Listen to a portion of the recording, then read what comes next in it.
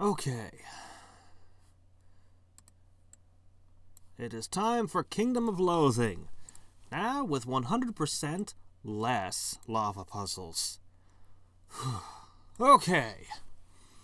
So let's get to some of those things that I really wanted to get to last time, but wasn't able to. Starting with...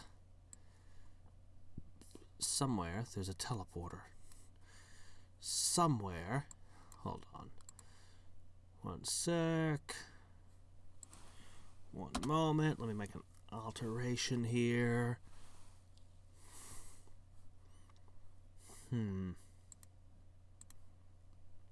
Okay, no. Shove down. Turn that off. Okay. Now you... No, transponder, transporter, transponders here. Actually, I can just take off that. There it is. Why did you tell me there were none? Okay, well, here we go. I'm ready for this magical sci-fi adventure.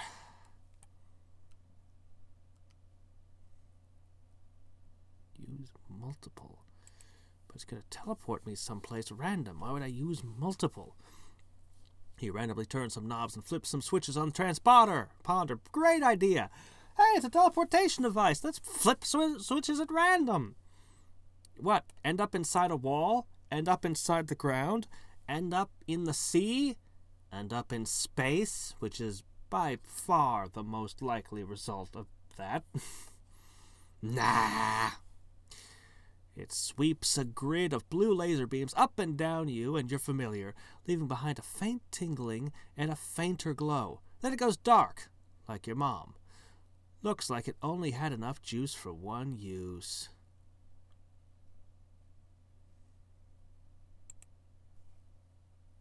You're attuned to the frequency of the Pork Elf transponder booth hidden in plain sight on the right side of the tracks in Seaside Town.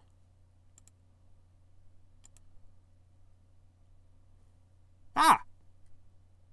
Well, let's do this then. You step into the transponder booth, and the door slides shut with a hiss.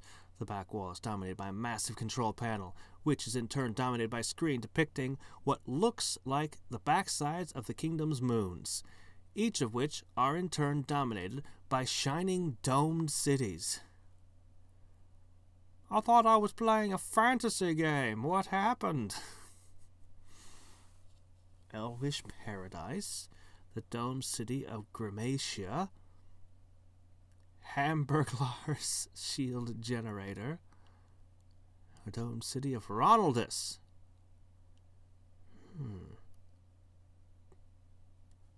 So I assume I only get to spend 30 adventures here, right? Which one? You're fighting an unlikely survivor. You hear someone hitting an asthma inhaler behind some rubble. It could be Darth Vader. You shove it aside to see an elf squatting there. He's kind of doughy and pale. He has dry skin and acne at the same time. He sniffles, blows his nose, and looks up startled. My allergies are acting up, so I ducked in here to take my meds, then all heck broke loose. I was going to run for help, but I have asthma and weak knees. Hey, are you one of the things that's attacking us? My glasses are all smeared, so I can't tell, but you look dangerous. Then he launches himself at you improbably enough. How strong are these? Could I get him with a sauce stream? He survived that. What if I hit him with this? Okay. Hold on. I should take off this abacus. I don't really need this thing. I think I want... I mean, a shield might be nice. Yeah, sure, shield. I mean, it's not much, but hey, it's something.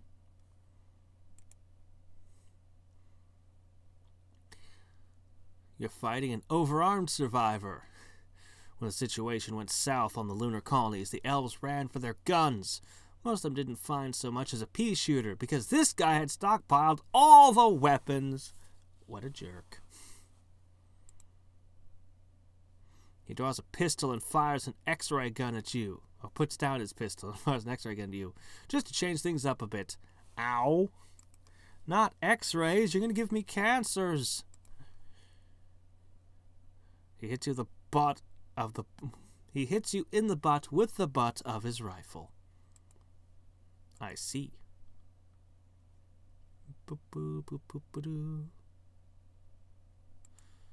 Elf squeeze. It's a booze. Oh! I thought they would be into wine. In the great distilleries, the pork elves of old, the finest ingredients were expertly combined and perfectly aged to create spirits too pure for the human mind to comprehend. On the destroyed moon colonies, elves fervently ferment whatever they can find in between fighting for their lives, and never to get drunk enough to forget their mortal peril for a few minutes. I need to get rid of this fish. Notes from the Elfpocalypse, Chapter 5. This is the penultimate chapter of the story of just how much misery the pork elf colonists found on Ronald and Grimace. This volume looks to have been written by an elf with a flair for dramatic horror. Man, these moons are more vindictive psychotic ex-wife than harsh mistress. Restores 30 to 40 HP and MP for some reason. It's a weird thing for it to do. I'm going to go ahead. I'm going to take you off. I'm going to put back on the greatest familiar ever. I'm going to go right back to the Dome City. A primitive survivor. Where's the things attacking them? All I'm finding are survivors. We fought survivors. That's what's happened. As you explore the Dome City, there's a grunt from overhead, and an elf drops into your path. He's got a huge unkempt tangle of hair and beard. He's wearing nothing but a loincloth, and he doesn't look overly friendly. Looks like this elf survived by going primitive. I don't know about elves with all this facial hair. You sure it's still an elf? I don't know. I think it might be a scrat.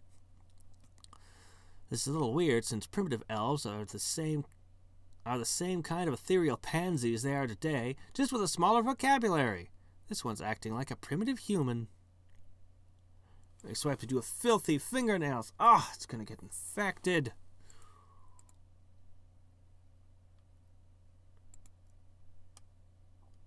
Aha!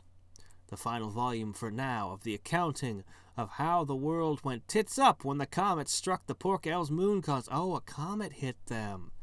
It even has a little bit at the end about an adventurer arriving to help. Wait, they're expecting me to help them? No. Well. Nah, I just joined one of the clans. Hyrule. I've no interest in making a clan of my own, really. Hamster puss. Well, neat. Cosmic radiation from space turned this hamster into a hideous creature that smells bad. It's a miniature giant space hamster with tentacles. It is constantly urinating and defecating, keeps you up all night, running on a wheel, and bites you with surprisingly sharp little teeth. Oh, wait, that's just a regular hamster. This one is like that, only with tentacles. It bites you with its nasty rodent teeth. It wraps a tentacle around your neck and squeezes until your eyes bulge. Oh, lunar isotopes. What are these? The chunk of Ronald Grimace that glows with bright festive green. Don't let the fact that you've got this from a hideously deformed mutant bother you. I'm sure it's safe as houses. You should make watch dials out of it or something. Cannot be discarded. Oh, great. Oh, great. Okay. No, what I should do is I should rub it all over Superman. I bet he'd love that, wouldn't he? What else we got here? Elven hardtack. Real elven bread, or limbos as it's called in elven tongue, is light enough to melt in your mouth, but sustains your strength all day long. This is what the elves cook up between fighting for their lives and cowering in fear from encroaching doom. It's considerably less refined, but still better than what the dwarves cook up. What if I like dwarven cooking? Oh, no! Oh, no! It's horrible! This hideous and biologically improbable fusion of cat and dog. It doesn't know whether to eat your shoes or just throw up in them. But, where does it go poo? It has to go poo out of one of the ends. It should not be. This should not exist. Doghead bites your thigh, but tries to lick the wound to make up.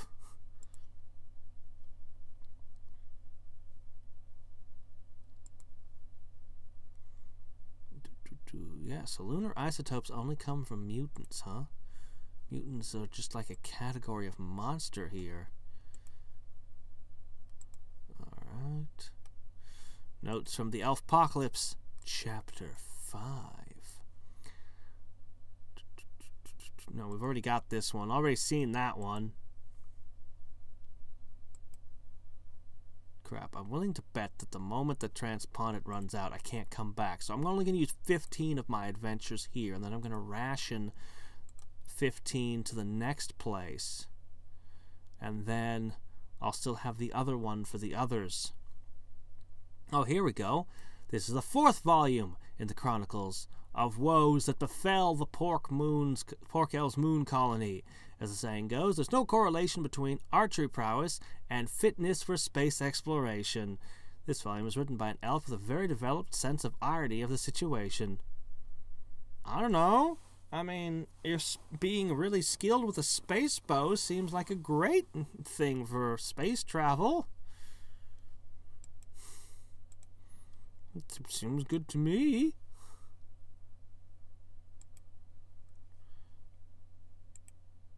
Once bitten, twice fried. You're thrumming with the electricity of the dog that bit you.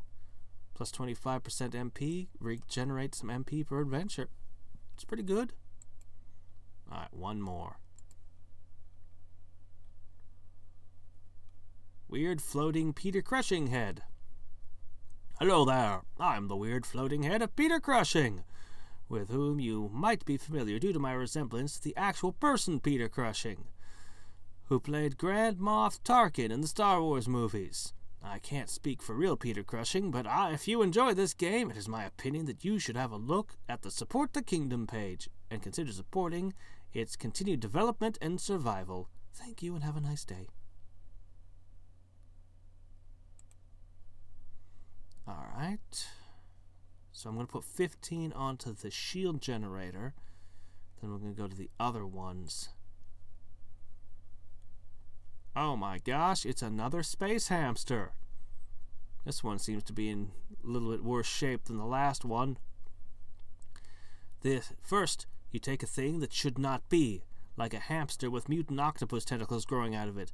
Then you add a dash of alien DNA to spice it up. Now you've got the thing that's about to kill you, and or the next big fad from Japan. Gives me a strange prehistoric vibe, as well as a monstrous, like, horny demon vibe at the same time, with a smidge of pirate with that hook sticking out of it. It finds an empty plastic ball and jumps into it to run around for a while. Lashes a tentacle at you, but you dodged. Oh, hey, what's this? Elven Magic Pack.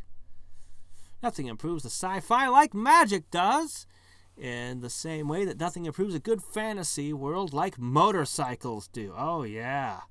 Every fantasy world should have motorcycles in it. Ooh, that's not right. There's nothing a bit of alien DNA can't make more awesome. That's true even if one of nature's most naturally awesome beasts, the noble elephant. You see, The elves wanted to start a zoo, so they transported the big guy up. But the elven society broke down in the face of a wailing horror from beyond the stars, and one thing led to another. The elephant was left to get infected and go mad. This particular elephant not only never forgets, but it'll never forgive either. I see those staring eyes. They looked like they wouldn't forgive. Is that a forked tongue coming out of his trunk? Huh. Spot through this trunk, puncturing your skin with the weird alien novels all up and down it. It loses its magic feather. It doesn't feel like it has the strength to attack you. I won't tell it that the feather isn't magic and that it can attack you whenever it wants if I were you. I'm a noble opponent. Maybe I will tell him that. Maybe I'll just blast him. A mutated alien. Did somebody add alien DNA to the alien? No, actually, I think it added the cat dog DNA to the alien. So you're just walking along, minding your own business, when all of a sudden cosmic radiation makes you grow a second head and backwards knees. Then, out of nowhere, some alien DNA infects you, and then you're not only an alien freak, but a mutated alien freak. Some days you can't catch a break, assuming you're this guy. Back half starts attacking its front half. You grab some popcorn and wait for the watch them fight it out. It claws you with its knobby talons while pleading for death with its eyes. Grim man.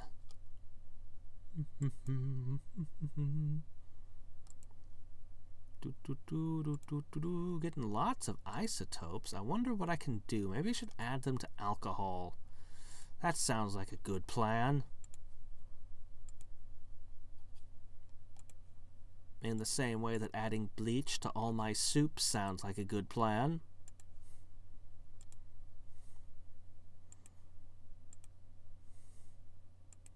Or trying to make sauces out of pure arsenic and asbestos. With a little salt for flavor. Just a touch. Man, I'm finding a lot of lunar isotopes.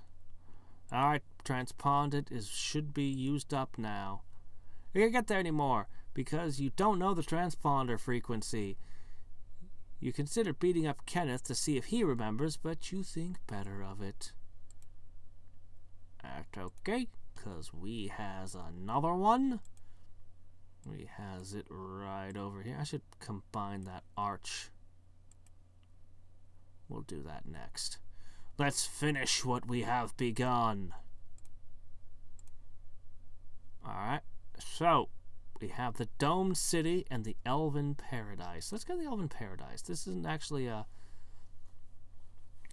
destination. Beacon inactive. Dome construction incomplete. Conditions suboptimal for dome construction. I see. Huh, I wonder what I need to do here. You're fighting an unhinged survivor. Something's just not quite right about this elf. He smiles and shakes your hand when you meet him, but his grin just gets wider and wider as his eyes glaze over. Then he gleefully shouts, "Guess what, guys? It's time to embrace the horror. Look, we've got front row tickets to the end of the moons," and starts waving his ray gun in your face. He tells a joke about alien strippers, then kicks you in the groin as a punchline. Apparently that's his favorite joke, because he told it twice in a row. Even for the elf-pocalypse, this guy was already a hard ass by elven standards. Granted, elves aren't the most butch of races, but after months spent dodging aliens and blasting mutants, he's pretty formidable by human standards too. Anyone who isn't at least as grizzled as he is, he considers a liability, and he doesn't suffer liabilities gladly. He stops to shave his beard with his huge hunting knife. The weird thing is, after he's done, he's still got a 5 o'clock shadow. Of course he does. There's no getting rid of it. Not for him. Somehow, This elven soldier managed to survive the elf-apocalypse without becoming any less of a total useless wuss. You've seen toddlers in hour 10 of a 12-hour car ride who don't whine this much. He sits down and cries instead of attacking. He whines, "We're on an express elevator to hell going down!" and shoots wildly with his machine gun, hitting you by accident.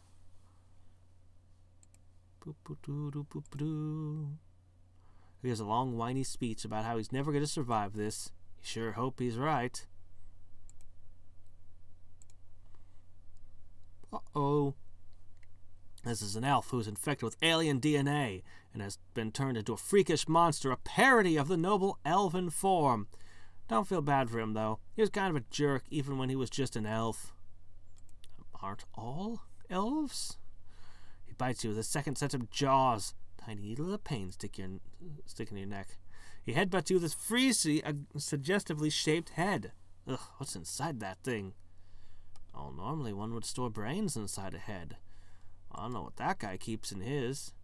He walks barefoot across broken glass to get to you, then kicks you with a foot full of glass shards. Ah, Die Hard. I love that movie. But then again, doesn't everyone? He shoots you in the knee just to see if you can take it. You can't. Baptist Safety Shelter Grimace Prime. This is a safety shelter built far beneath the Grimace colony as a precaution against things like heavy radiation, alien attack, and catastrophic meteor strike.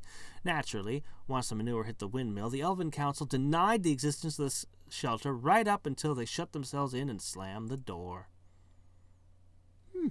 Well, that's what you elected them for, right? Let's do it. You follow the map to a secret bunker. It ends in a heavily fortified hatch. On one of those big wheels you have to turn to open it. Unfortunately, the wheel itself is missing. There's just a stem where it ought to be mounted. It looks like anyone wanting to get in would have to fix the wheel first, probably after 7 different quests to fetch different parts of it. Fortunately, the hatch is open, so it's a moot point. You can see the first few rungs of the ladder in the darkness below, but not much else. There's a flash of green light, and a voice says, "Time loop engaged." Weird. If you look around to see that the elf who designed this bunker must have had a brother in the lucrative glowy things business. It looks kind of like a tavern, but every table, bench, and coat hook is lined with strips of glowing white tape.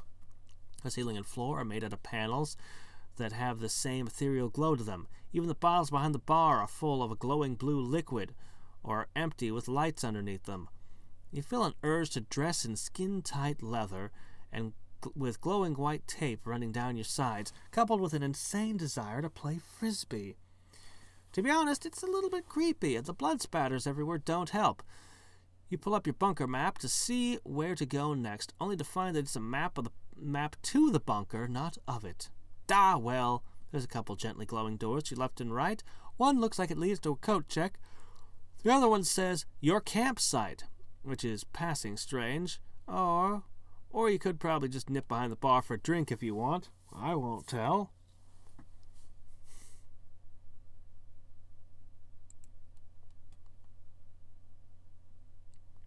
You walk behind the bar and pick up one of the identical label-less bottles of glowing blue stuff. Before you can take a swig, though, there's a click and a whoosh, and a wall full of bottles opens to reveal a smaller room behind it. In there, you see an older guy with a white beard and white hair, sitting in a lotus position on a glowing white pedestal. He's wearing a white robe and a peaceful expression. He looks, as you get close up, oddly familiar. "Hey, shouldn't you be back at the hippie camp in the kingdom?" Without opening his eyes, the man says, "You gotta make those neurons jangle, man. Gotta play digital jazz, chaos, imperfection. Good news, man." Okay, where do the doors behind you go? "You gotta just lick the sky to see how it tastes, okay, man? Do you get it now, man? Or are you out of your element?" The man's eyes open and he smiles at you. "It's a digital confluation revolution, man." Okay, does the one on the left go, for example, to the bathroom or the broom closet? Can you give me anything to work with here, man? Great, now you're doing it. The man closes his eyes and ignores you. After a while, holographic rain starts falling over his head, vanishing as it hits the pedestal. It's pretty, but pointless.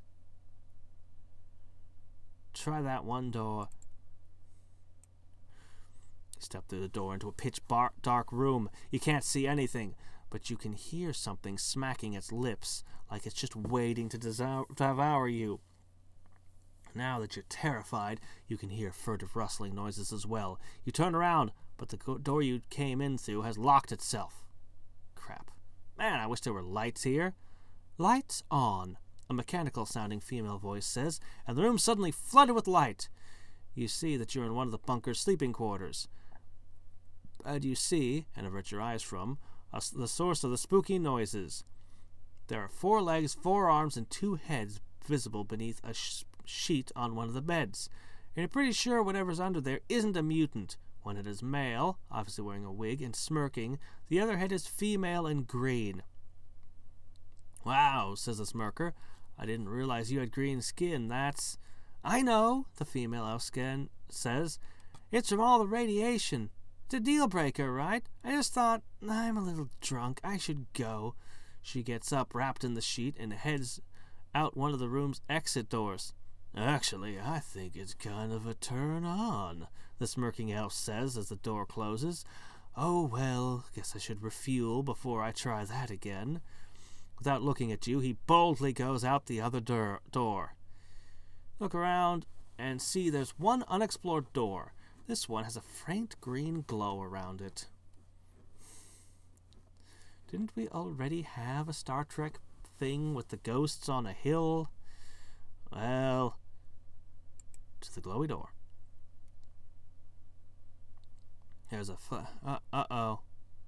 Time loop engaged. Mm-hmm.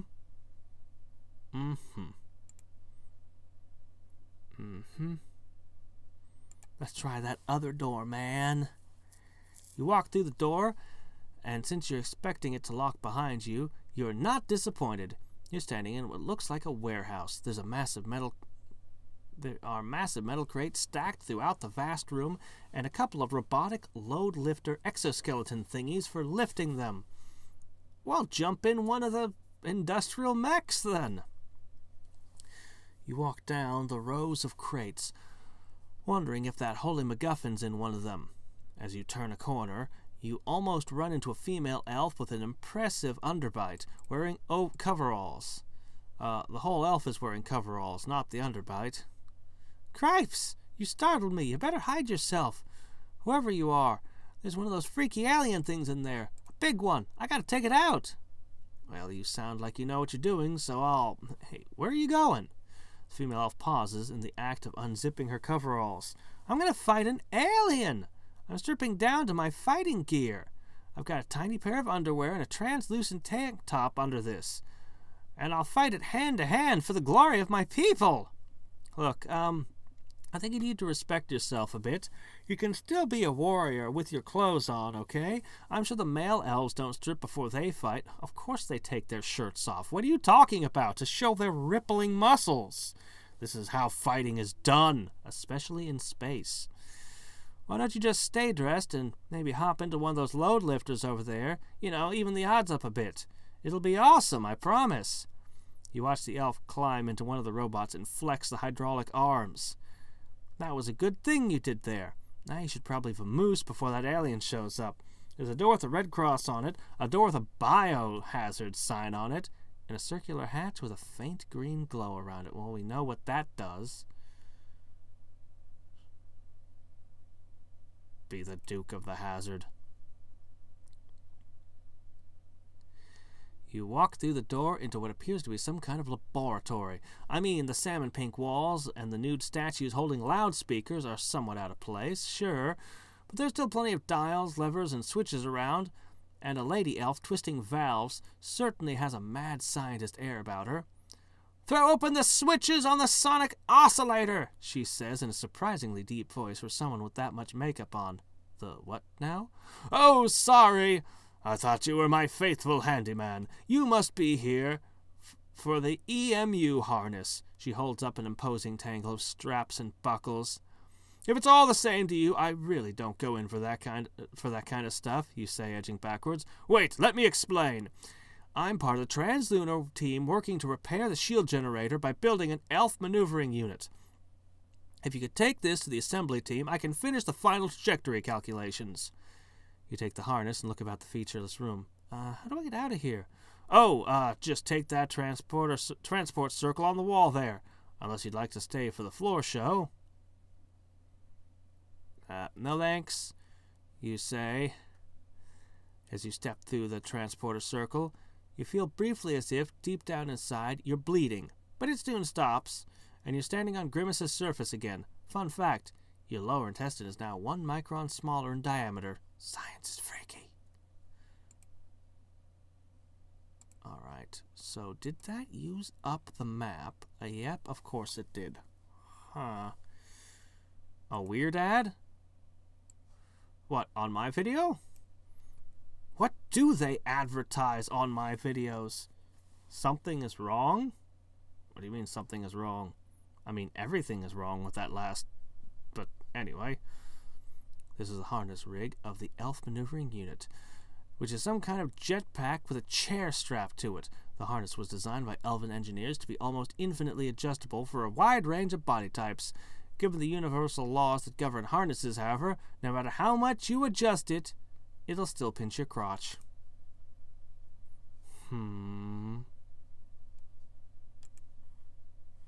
Everything's green on my end. So, I don't know what to say. I just need to find another one of those. Aha! Another one of those. Oh, hey, another one of these. This journal is the continuing saga of the Pork Elf's great migration to the lunar colonies. Thankfully, this journal is a little less formal and stilted than the first volume, and contains no genealogies whatsoever. There's not even a single rune. Okay, here we go again. Down the hatch.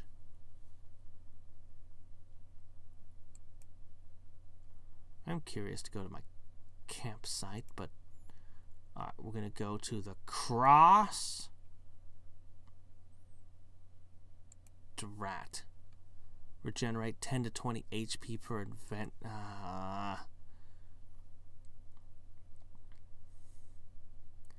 The good news is the door doesn't lock behind you this time. No, it just silently slides into place and vanishes into the wall. Oh well. You're in a bright white room with nothing in it but a very dental-looking chair. Please have a seat, an emotionless female voice says, and try to remain calm. Lacking options, you sit down in the chair immediately. Steel bands clamp around your arms and legs. I'm not calm, not calm! That is not surprising, the voice says, initiating diagnostic procedure. A blue light scans up and down your body. You feel slightly violated in a weird futuristic way. Damage minimal. Initiating prophylactic safeguards. What? A needle pokes your arm, and you get a weird crawling sensation all over. Procedure complete, the voice says. The room goes dark except for a glowing orange circle in the wall. Please exit through the submolecular transportation unit. You step through the orange circle, your teeth vibrate painfully, and you're suddenly back on the surface of Grimace. Fun fact, your left kneecap is now your right kneecap, and vice versa. That's science for you. You've been injected with millions of tiny physician robots. They'll repair your body when it gets damaged, and eat the bacteria that makes your breath smell bad in the morning. Everyone's breath smells bad in the morning, right? It's not just me. Yeah, but it only lasts for 10 adventures. What a waste. I want to get that elven super city thing set up. Ducks behind a crate. You wonder if you're playing hide and seek or something, but then he leaps out sideways in slow motion, firing hundreds of shots from both his guns. A few of them actually managed to hit you even. Come on, give me another one of those There we go. Here we go again.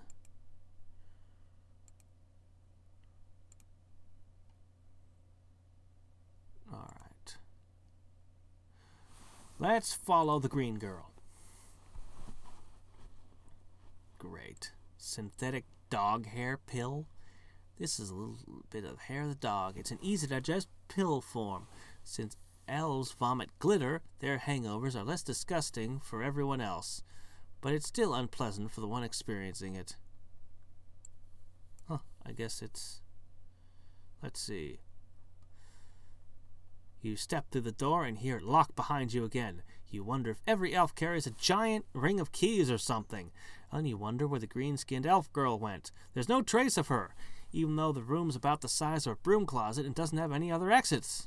Weird. There's a little speaker grill on the wall with a little tray under it. When you step up close to it, a red blinker above lights up, and a metallic female voice says, "State level of intoxication." Huh? Have you engaged in reverse peristalsis? Bah. Have you lost control of excretory functions? Have you had a regrettable romantic encounter? State level of intoxication. I'm fine, you say. This is the strangest conversation you've had with a wall, and knowing you, that's saying something. Dispensing mitigation pastille. I should have come in here drop dead drunk and see what happens. The pill drops from the tray beneath the grill. Please drink responsibly. Please exit through the transportation portal with a line through it. Circle. Pick up the pill and turn to see a glowing blue circle in the wall. Step through the circle and your stomach turns itself inside out, and then you're back on the surface of Grimace. Your left middle finger is now 0.3 millimeters shorter than it used to be. I don't like these portals. I don't like what they're doing to me.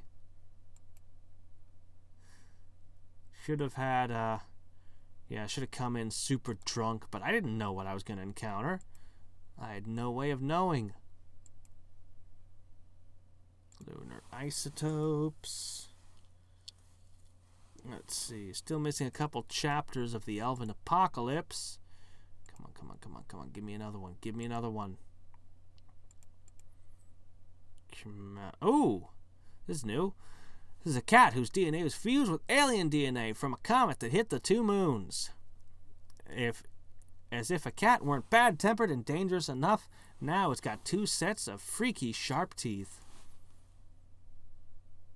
I'm only transponded for 9 more. Come on. Give me the city again. I've got so many things to explore. Let me see for a second. What can I do? What can I do? I can increase the chance. I can increase the chance of item drops a little bit by equipping certain things. Oh my gosh, there's so much here.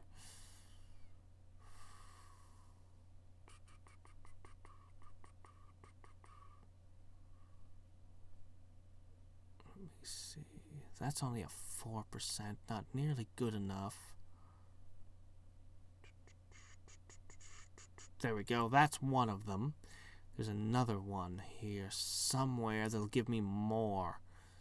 And I need more. Sample booze items as they drop? Huh. That could be a problem.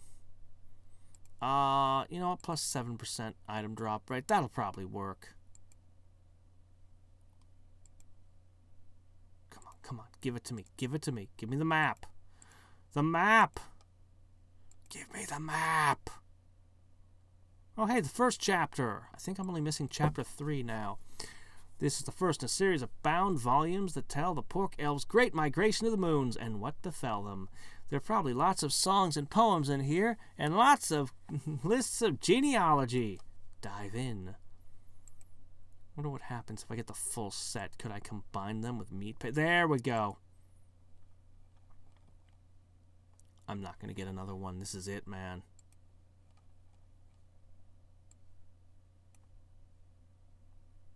Here, I'm just going to go back up to recent. Okay. Go. Let's have this EMU. I could follow Captain Kirk, or Smirk. I have to know what happens when I go to my campsite.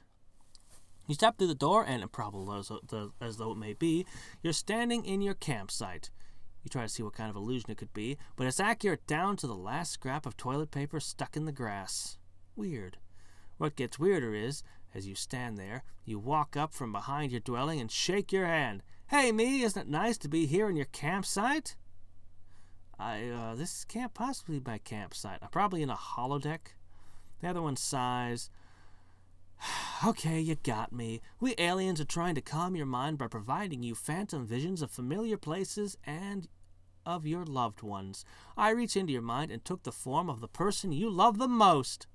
Well, I can't fault your accuracy, but what's the point of all this? Why, to guide you to the next phase of your development. The other replies, you're at a critical juncture, and it's of vital importance that you make the right choice. All right, lay it on me. Do you want to go through the silver door, this purple door, or this door with the green glow around it? Now the youth stares intensely into your eyes, waiting for the answer. That's it? That's all the information you could give? Can I at least say before I choose? The other one stares at you unblinking. Well, this will probably take me back through the time loop. So...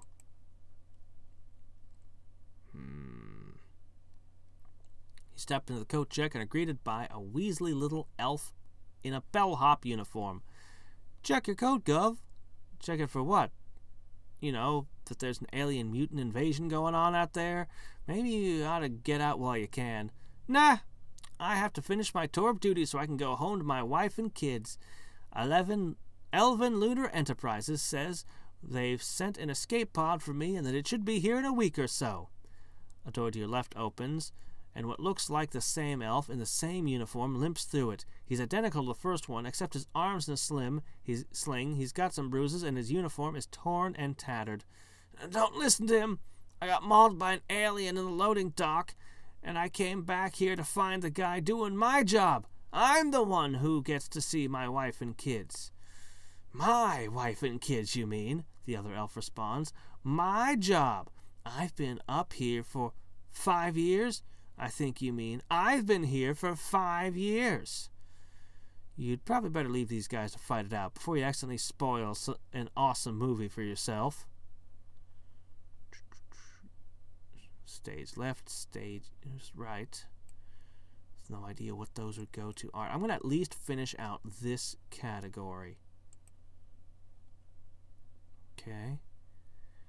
So at least I'll know I've done everything behind the bar if I get back to this place ever again.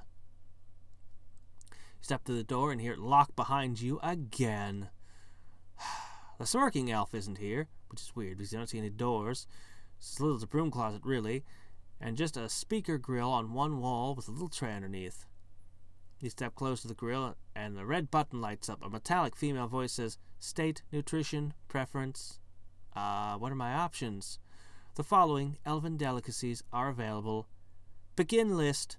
Fried bat spleen, pickled pigeon liver, lizard lungs in sour butter, and cake.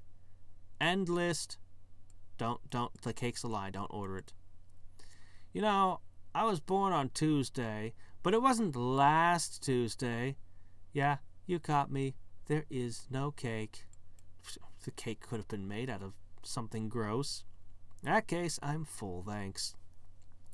Dispensing fullness mitigation pastille. The computer intones, and a tiny little pill falls in a tray below the screen. Please exit through the orange glowing circle that has just appeared to your right. This is a pill that allows your stomach to temporarily expand so you can pack more food in there. The pork elves used to gorge themselves when their crops were harvested to make it through the lean times at the end of the farming cycle. Elves suggested that the lean times were a direct result of the aforementioned gorging, but they were quickly silenced, usually by being catapulted in the vacuum of space. Okay. Distension pill, huh? Your skin is exactly 3.3 shades lighter. Okay. Spine going all wavy. That's alarming.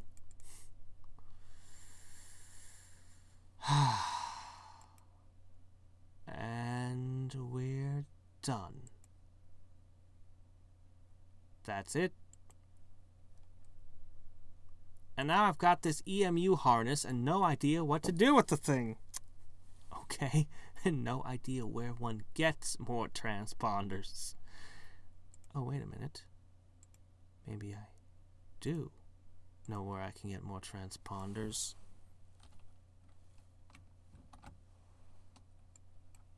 Wait a minute. Wait a minute. Oh my gosh, look at this. Somebody's selling them for 100 meat a piece. But I can only buy 2. Fine by me. This one's not expensive either. They're cheap. I'll just buy a few more. I'll buy a whole bunch more. Hell, I got since somebody gave me more than 1 million meat. Heck. Yeah. I was just, someone just like, thump. I'm like, holy crap, all this money. I haven't spent it because I have no idea what to spend it on. But okay, so now I've got all the transponders I could want. So, in fact, I'm just gonna use freaking 9 of them. I don't even care. At that price, I don't even care if I waste some of it. It doesn't even matter to me. Ha! Let's do this thing. We're gonna completely finish this whole adventure zone off. Now that I know it exists.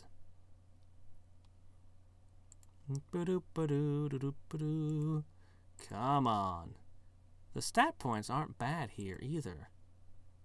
There we go. A map. I might as well get more than one. I might as well get a big old stack of maps so that we can check out all the areas. And then, if I don't find out what to do with the thing there, I'll have to go to one of the other places and adventure there more, because presumably each area is going to have its own things.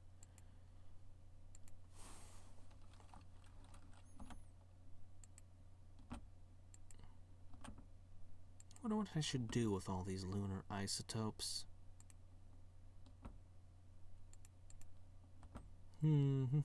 This is actually really good stat gain, all things considered. Considering that it's not ripping me apart. Okay, that's 3. Still missing one of those Elfpocalypse chapters. That's okay, though.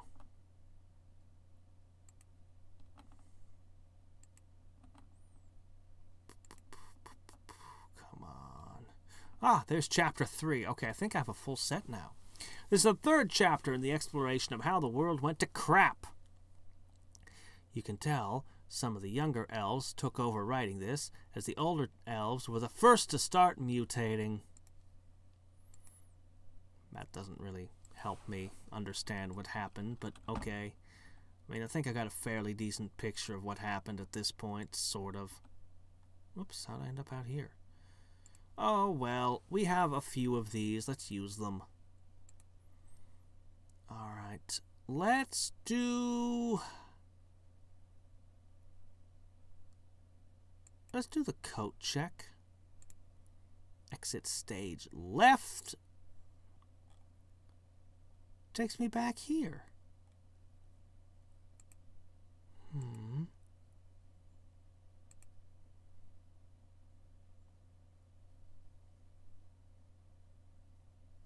Okay, this is new. You walk through the hallway and the door whooshes behind you. How futuristic! And annoying that you can't walk back the way you came. Yes, all doors are noisy and make whooshy noises when they open and close. Freaking future. Anyway, you're in a long hallway and a couple of doors flanking a big picture window. Across from the window, there's a door with a green glow around it. The window looks out past the surface of Grimace and into open space. And there's one of those pole-mounted set of binoculars to gaze at the wonder of the stars. You look through the binoculars and see there's an orbiting space station up there. There is? There's a shuttlecraft about to dock into the station, too.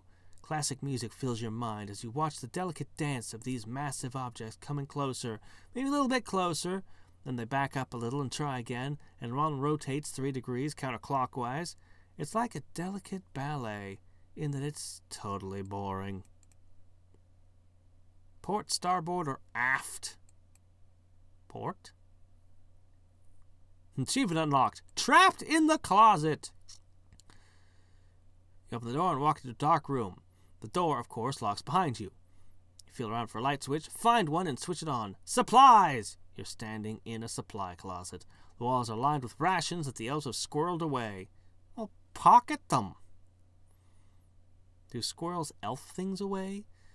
What you don't see is a way out. Suddenly, a bright red arrow appears midair, pointing at one of the shelves. You pull the supplies off the shelf to see a blue, circly hoop thing on the wall. Yay, more portals. Oh, hey. You grab a few supplies. Cool. We could have grabbed more than that. Your lung capacity. Not my lung capacity, you fiends! Alright. Again.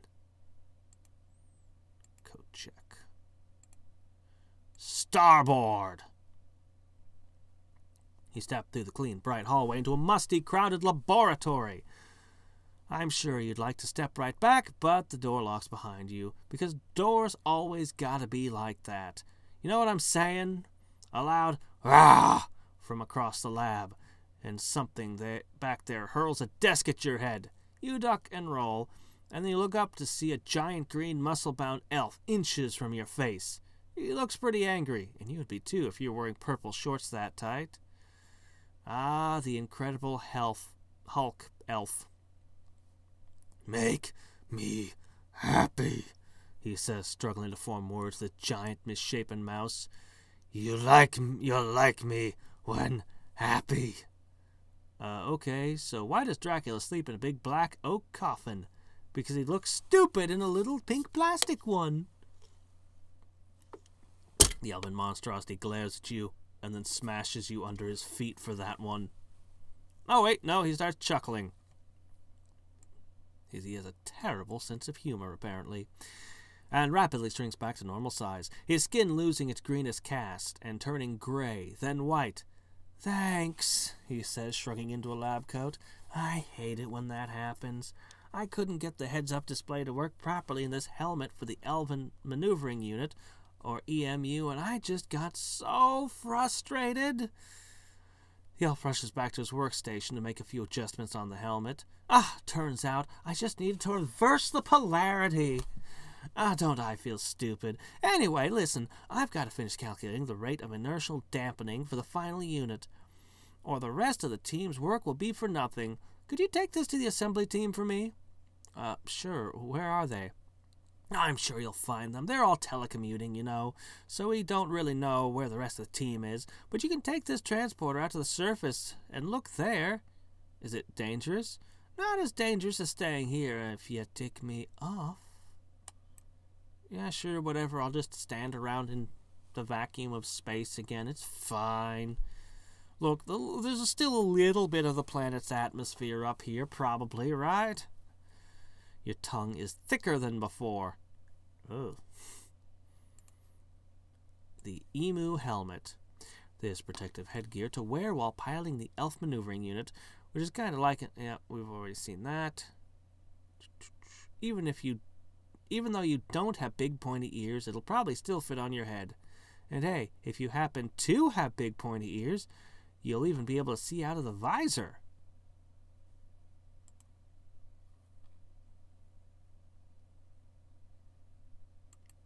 Alright. So, this will probably take me back. Right. To the campsite. Let's try the silver door. You step through the door into a pitch-dark room. You can't see anything. Oh. Nope. The purple door. Shit. I've been everywhere in here. There's no place left to go.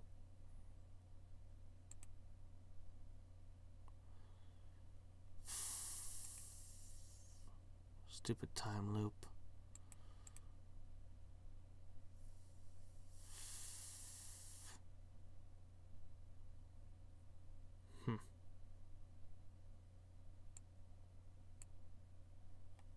Alright, there is one thing I'd like to try.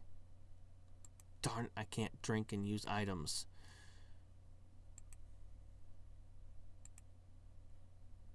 Fine, whatever. Another emu harness? What?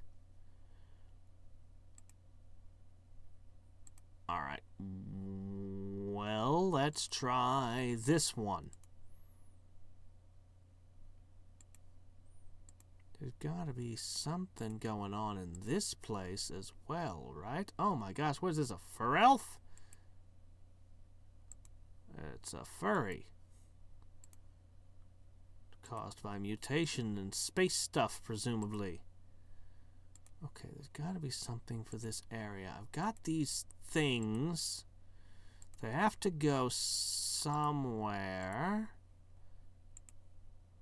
Right? Okay. Aha-ha! Another one! We follow the map to a secret bunker. The door is massive, with what looks like 11 complex locks on it. Now, it's a good thing it's broken off and hanging by a single hinge. You gingerly step through, and into what looks like a massive foyer and atrium. An armory? Oh, you don't have to say that twice. You step into the lobby. There's a flash of green lights, and a voice says, "Time loop engaged." Anyway, somebody went through a lot of expense to spiff up this bunker by the ominously flickering lights, mandatory in settings like this. You can see that the ceiling's a good 2 stories high, and there's a glass roof with a fake night sky behind it, so it looks like you're outside. There are fancy tile mosaics on the walls, lush red carpet on the floor, and even potted plants flanking the room's exits. Huh. Burgers and zombie movies. Is that what YouTube associates me with? Both relate to hunger in some way, and I am hungry. I'll worry about that later. Anyway, naturally, as is required in stations like this, everything's a little chipped, a little burned, and a little blood spattered. But that just adds to the ambience. A voice blares from a loudspeaker, making your intestines leap in unpleasant ways. Has not an elf the right to the fruit of his own labor? Beware the parasite! It booms. So we're in an Ayn Rand novel in space. Well, this'll be weird. No, seriously, beware the alien parasites that are infecting our DNA. That totally sucks. You realize it's just a recording. Well, this is mess hall. I don't know how anyone could choose anything other than the armory first.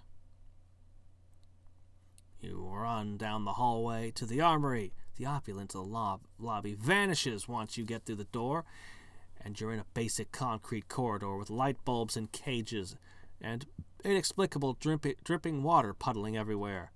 Something skitters across the hallway, just out of the range of the light you're under. How many ads is it playing? Holy shit! What is it doing? It's just spamming you. I'm not... Oh my gosh. I thought, like... I don't know. I assumed that streams would play, like, just... When I've watched YouTube streams, it only ever showed me, like, one ad up front, and that was it. I don't know what's going on. Wow. 3 of them. Where was I? Something squitters. Okay. Making goosebumps skitter up your neck and back down again. You find the armory door and duck inside before whatever's out there gets in. Help me? A weak voice wheezes. Seems to be coming from a pile of weaponry near one of the 2 doors in the back of the room. Let me guess. somebody knocked down a whole bunch of crates of munitions onto themselves, didn't they? Hold on, you say, approaching a heap of bows, arrows, maces, spears, swords, and javelins. What about guns? I'll get you out of... Did this all fall on you? No. I need all this stuff. Who would explore some mysterious abandoned bunker without an entire army's worth of weapons? I'll be fine. Just hang that morning star on that mini trebuchet. Maybe use the carabiner on the flamethrower, and I think I can stand up. Okay, that should about do it. By the way, I think I have more weapons than you were described with on my person right now, so I totally understand. Oh, wow, that's terrible. Jeez. I don't know what to do about it either. Like, if it's just going to be randomly cutting off for you, I don't know how to fix that. Everything looks good for me. I'm dropping 0.3% of my frames. So 1 in 300 frames are being dropped right now. That's the health of my stream. So anyway, a hand emerges from the pile and gives you a thumbs up. You wonder why this guy hasn't heard of a simple transdimensional bag of holding like yours. Anyway, where do we go from here?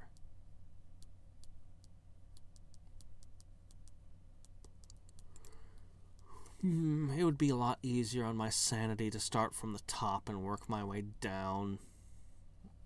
Since the armory's clearly not going to give me, like, all the loot. Probably give me some stuff, though. You walk into a room that's dimly and eerily lit by lights, deep under the murky water of a long disused swimming pool. You can barely make out a couple of doors on either of the long sides of the pool.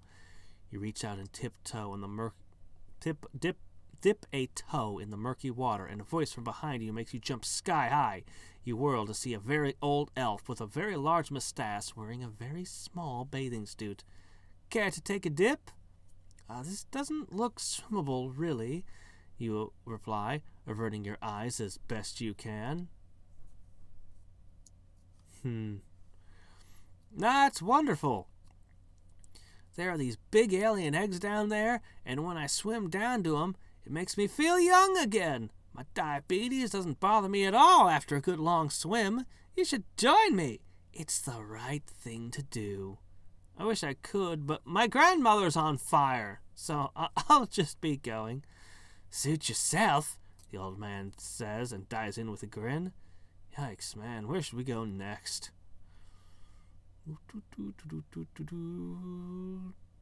To the left. You step through the door and hear a whooshing sound, whoosh down and lock behind you. I'm just trying to... oh, he's got a head crab on him. The room you're in is lit by a vast blank television screen across one wall, and the one piece of furniture in the room is a chair in front of the screens. And on that chair is an elf. He looks up at you as you enter, and you notice two minor things. The first is his eyes are glassy and vacant. The second is that there's a giant crab on his head, gripping with spiny insectile legs, and some kind of appendage jammed into his spinal column. Still better than having a Metroid latch onto your head. Sit down and watch a while, the elf says dreamily. From here, I can watch every elf on the colony. They fight, they make out in hot tubs. It's great, Dave. You should try it. Look, there's a couple of orange-skinned guys in a hot tub talking about how buff their abs are. Awesome, right? If you just get a crab on your head, man, you'll see what I'm talking about. The mind-bent elf slides back into his chair, drooling, as you edge around him to get out of the room before you get an unpleasant new hat. The red pill or the blue pill?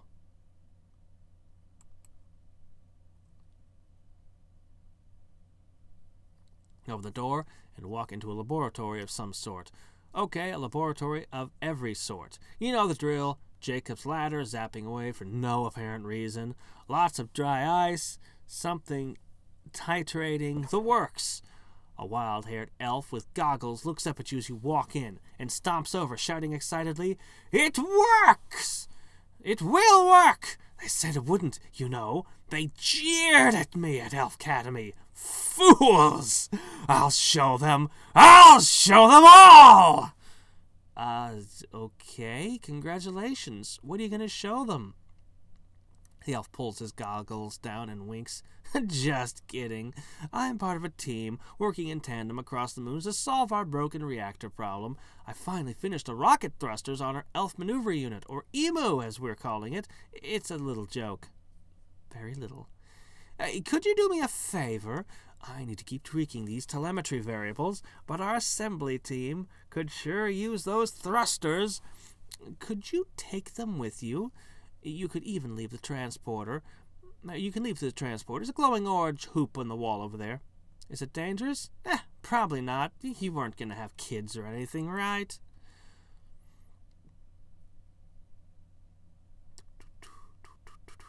Alright, well, I'm going to have to find more maps now. Give me maps. I need lots and lots of maps.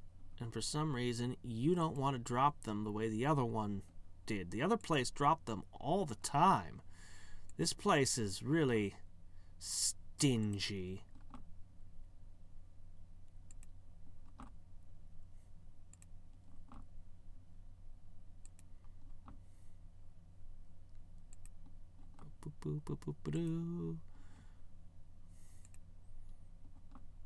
Now I want to eat a burger, watch World War Z, while working on a program in C++. It's the only programming language I was ever any good with, honestly. Well, okay, I actually spent more time working with Java. But I could at least go for the sandwich, the burger. Really am hungry. Come on, keep giving me more of them.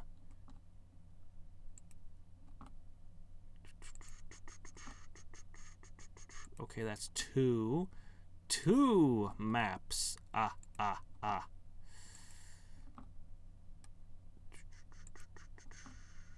Wonder where they come from.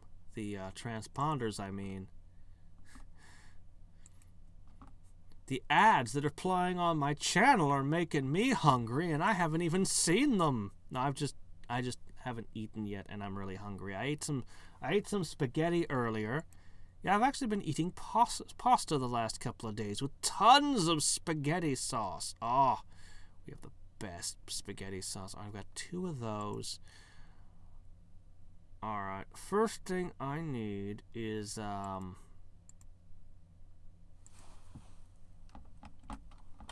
milk. Okay, great. Then I need to go over here. I wonder what the best food I have is, or if I could buy even better food. I saw something about a triple-tiered wedding cake being in the game. Let's see if we can find that. It's probably going to be too expensive to buy, but...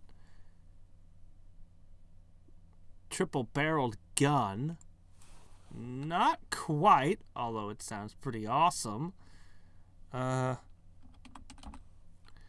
I'm a sorcerer. I don't need a gun. Next time, when I play Kingdom of West of Loathing someday, then I'll go all in for guns. Piece of wedding cake. No, nobody's selling a triple-tiered wedding cake apparently. Huh. Mafia wedding ring. A simple gold band engraved forever on the outside. Inside is engraved Bambi, line through it. Candy, line through that. Crystal, line through that. Lola, line through that. Wife. All attributes plus 10%. Plus 3 adventures per day while equipped. Bah! Conserving MP is for those lesser sorcerers. The hate pit. Anyway, it's expensive. Alright, let's go back to eating. I've got black forest cake. That's pretty good.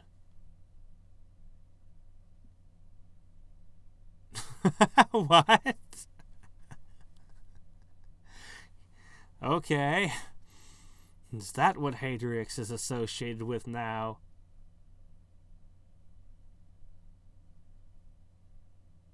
Oh, okay. Oh, I see. It forces you to do some crazy combination of things, huh? To get your stomach big enough. I see. I wish there was a sort by goodness button. Yeah, they are actually really good. They give me more adventures, I think, than anything else. I guess. Let's see what they cost.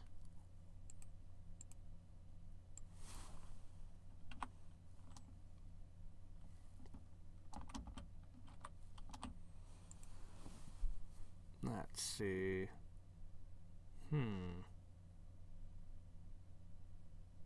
5,000 apiece isn't bad. Spooky, of course. So it shouldn't really matter which ones I buy. I'll just buy 50. There we go. Which one did I buy? Cold, right?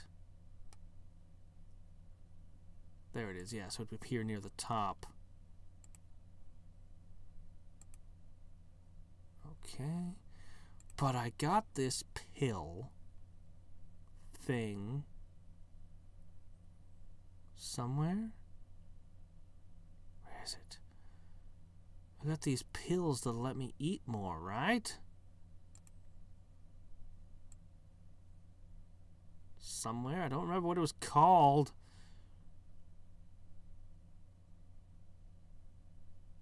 Crap, I know I have one. But I don't know what it qualifies. Oh, those were combat items. That's why. Okay, of course not. One pill? Is this it? Unlabeled pill. Okay, never mind. Crap. There's a dog hair pill, and there's another one. I'm actually looking for the other one.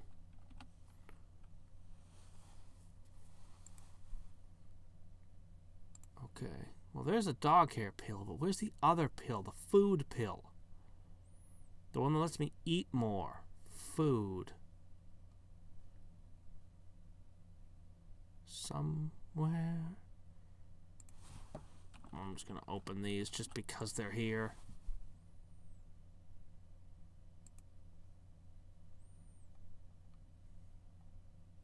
Where are you? You're in this gigantic mess somewhere. If I could only remember what it was called.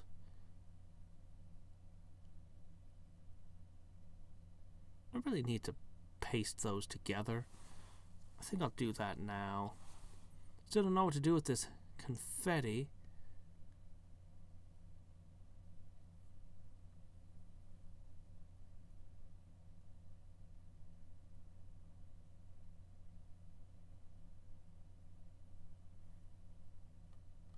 Distension? There it was! Okay. There we go.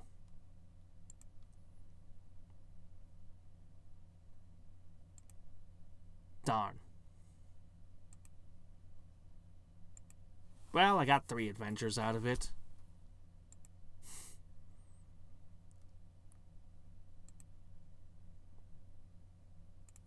Alright, let's put these together, see what it does. A pair of sinister golden arches. Who knows what manner of evil they will spawn.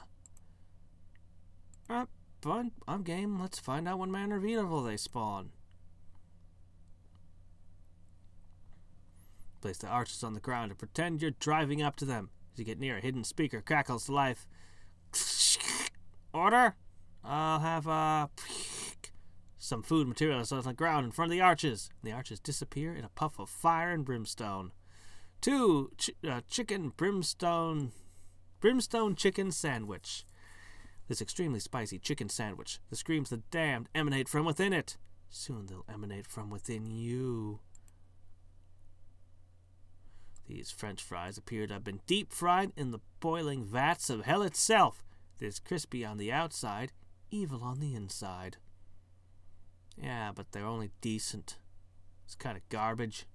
I'm not eating that. Alright, we have 110 adventures. Come on now. Whoops. Give me more maps so I can fully explore that place. Okay, good.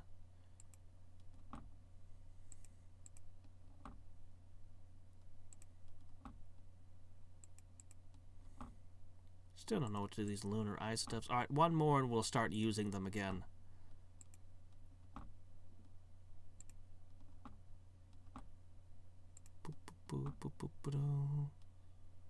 Okay, here we go. 5. This won't get everything, but it'll get me through most of this place.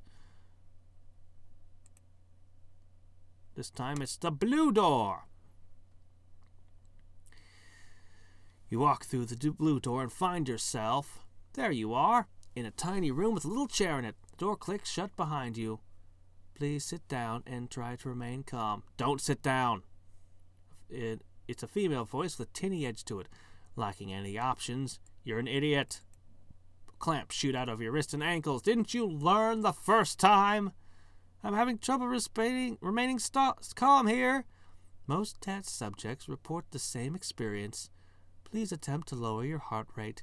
Inserting neural interface needle. Hey, don't! Ow! Initiating temporary neurological upgrade 6-9. Thaumatological mastery. Your brain buzzes as magical lore is downloaded directly into neural cortex. Upload complete. Initiating transport to the lunar surface. Man, those disembodied tinny voices are never big on the articles, are they? Suddenly you're standing on the surface of Ronald again, with nothing but a head full of arcane knowledge to show for your adventure. Ooh, +5 mysticality stats per adventure. No, it kind of sucks that happened. It's a waste of a map.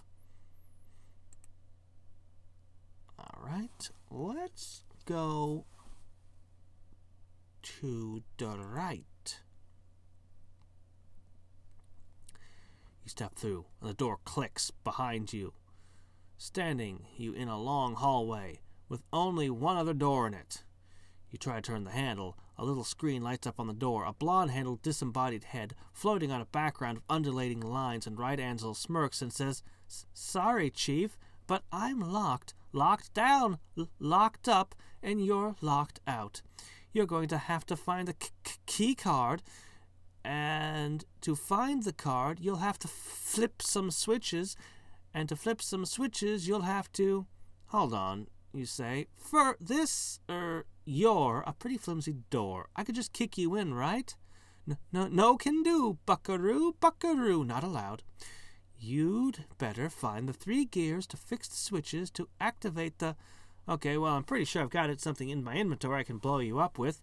Sorry, buddy. That's not the way we do things up here. Up here, you want to go through this door. You'll have to find the crank handle and turn the valve to flood the terrarium to make the gears float to where you can reach them. And then... Or I could go somewhere else. But I'm so lonely, the door says, as you look for other ways out of the hall. Turns out there are several. There's a vent into the ventilation ducts overhead, a dumbwaiter shaft to the side, and a hatch in the floor with a little green glow around it. None of them seem inclined to give you any lip. Ventilation ducts, of course. When given the option, every adventurer wants to take the ventilation ducts. Oh, how did that happen? Whoa. No, undo. There. Okay. You skitter through the ventilation ducts, hoping fervently that nothing's skittering around in here with you. After what seems like an eternity in the dark, you finally find a grate you can drop through. You crash onto the floor and look to see you're in a bright, sterile lab room. And if there's a crowbar around about half an inch from your face. Oh, jeez, the elf holding the crowbar says. You're an adventurer. What the heck were you doing in the ventilation ducts? Those are reserved for hostile alien creatures only. I almost gave you a blunt steel lobotomy, fella. Next time, round up the 6 chemical vials you need to power up the electroforge and make the crank handle to... Yeah, I'll keep that in mind. You stand up and dust yourself off as the dust sets the crowbar down and walks back to his workstation. I guess you're here for the control model for the elf maneuvering kit. The elven scientist holds out a palm-sized bean-shaped device that's covered with buttons. There are 2 joysticks on it, 2 buttons on each shoulder, 4 on the right side, and a little cross-shaped rocker on the left side, and even more in the middle. It's the perfect way to control the unit. Awesome! That's a control model? Yeesh. Couldn't you just make do with the cross-shaped button on the left, 2 buttons on the right, maybe 2 in the middle? No. It's progress, man. What can you do? Anyway, I've got to finish cross-checking the numbers with the rest of the EMU team. Can you take this over to the assembly team? Yeah. Ba-dump. Fun fact. You're 0.1 IQ points dumber now. Yay. Okay, well, we have a lot of EMU parts now, don't we? Don't we? Down the shaft. You carefully climb down the shaft, then carefully lose your footing, and carefully plummet a good 10 feet, landing in a heap at the bottom. You stand up to whack your shin on the handle of the janitor's cart. Congratulations! You've found the broom closet.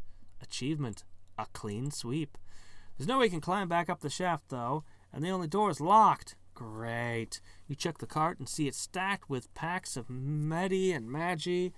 There's a little clipboard on the cart with a schedule for going around and placing them randomly throughout the bunker in case any adventurers come in and need them. So that's how it works. Suddenly, a right red arrow appears. Blah, blah, blah. We've seen it before. We take some junk. Okay. Hit it again. Take a look around. All right, now we go to the armory. Left? No. Armory. The right stuff. You step through and the door clicks shut behind you. The walls glow a soft red, barely illuminating a sleeping bunk in the middle of the room. You step close to the bunk, but 2 doors on the far side of the room slide open, so you hide in the shadows. A male elf, shirtless and muscular. What did I say about the shirtless elves earlier? Walks out of the door on the right. From the door on the left, a female elf with unrealistic endowments shimmies out and walks towards the male elf. God, I needed that. Everybody's got needs. Look, Commander, we could be dead tomorrow for all we know. We're the last 2 elves left on this rock. Don't talk like that, Private. That's an order. Nobody's given up. Oh, I'm not giving up. I intend to see this through until we're all satisfied. But, Private, I outrank you. I could get court-martialed for this. Then I'll see you in court. Uh-huh. We seem to be in somebody's erotic fan fiction. We have definitely made a wrong turn here. Let's take the buff door. Crap. You step through the door. You're in a tiny room, featureless save for a spotlight shining down a chair that's less comfy easy chair and more dentist office torture device. Please sit down and try to remain calm. I just asked you to try. No one remains calm once these needles are inserted. Muscle stimulator needles engaged. Simulation begins in 5, 4, now. The 30-second stimulation routine is complete. Transporting to lunar surface now. Uh-oh. You hear a quiet whimpering coming from a pile of rubble in the ruins of the lunar colony. You run to the rubble, toss aside a few slabs of marble and a few marbled slabs of meat, and find a wide-eyed blonde elf girl crouching inside. When hunting for good meat, particularly a good steak, look for something that's well marbleized. Pro tip. Please, ma'am, I hid it when the big scary men came, but they got everyone else. Can you help me? Well, it's awkward. I mean, I need to get all these pieces, the emu, to the scientists who can assemble it, so they'll help everybody. And, I mean, you've been okay so far, right? So, chin up, keep up the good work. Do you even know where the assembly team is? The girl asks, narrowing her eyes. No, I didn't think so. I can take you to 'em, but you have to take me with you. So you mean it's an escort mission? You're probably the alien monster waiting to turn on me, right? Little girl nods, smiling in a way that curdles your blood. Uh-huh. And I'm real fragile, and I'm real likely to run off and get myself killed, but we ought to hurry. It's going to be dark soon, and the mean men chiefly hunt at night. Chiefly. It's an offhand item, plus 2% item drop from monsters. You found this girl hiding in the ruins of one of the Perk Elves' lunar colonies. She claims her name is Alex Otta, and that when the meanies came, she hid so they couldn't find her. I know what you're thinking. If full-grown elves couldn't hide from the mutants and aliens, how'd the kids survive? How indeed.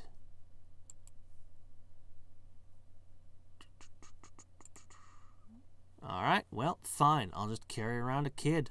It's fine. In fact, I can even use her as a shield just as well as the other one I was using. So it's all fine. Alright, the skanky door.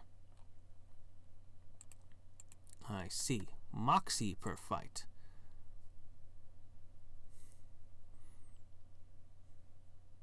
Place goggles on face to activate simulation. What if I don't? Place goggles on face to activate simulation. I'll pass. Pretty pleased with sugar on top. Place the grazing goggles on your grazing face, you mother Grazner. Alright, fine. Put the goggles on. Suddenly you're standing in a typical tavern, and a person who is pleasing to your sexual preferences is standing next to you. You use your best pickup lines on the person of interest until the person agrees to leave the bar with you and go somewhere to get horizontal. As you exit the tavern, the scenery suddenly fades. You look up to see you're back on the room on Ronald, and the goggles retracting into the ceiling. Wait, just 5 more minutes!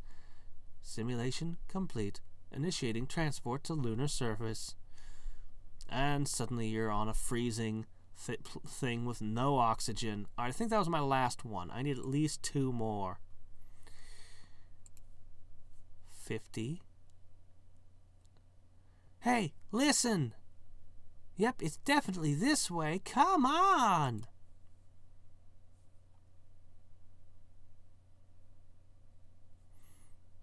Okay. You're still on 50. But you know what? I don't much care. I want 1. I need at least a minimum of 1 more. There we go. Okay, we got 2 of them. This might not be enough. I don't know. You follow the signs of the mess hall. It's a gray concrete room with flickering lights that give everything an unappetizing green and yellow tint. And probably corpses on the floor that are actually zombies waiting for you to get close. Just guessing.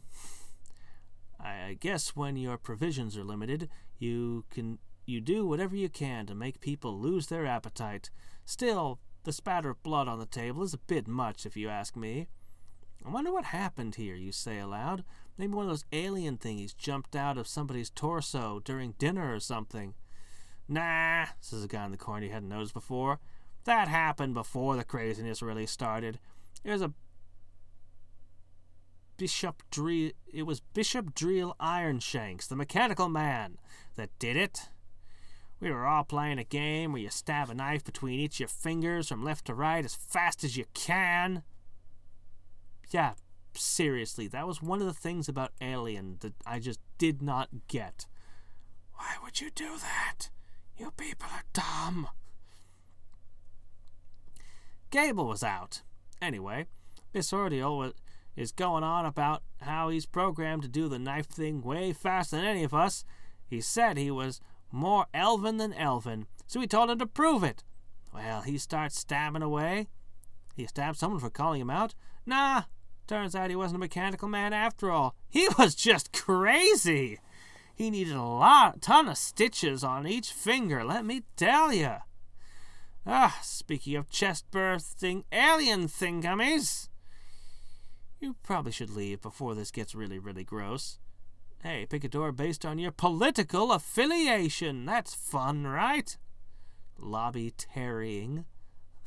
Tarrian, the left ring or the white ring. Nobody even knows what left ring and white ring are even referring to anymore. It was from the French Revolution. The right wing are people who wanted to remain a monarchy. The people who thought that having a king was a good idea. The left wing was everyone else.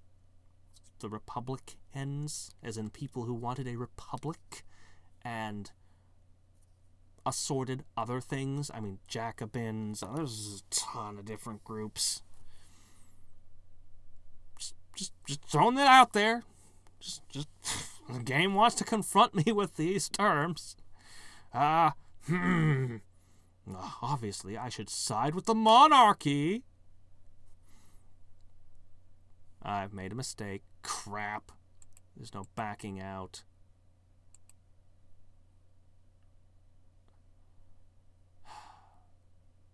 Well, we got another rocket thruster. That's good, right?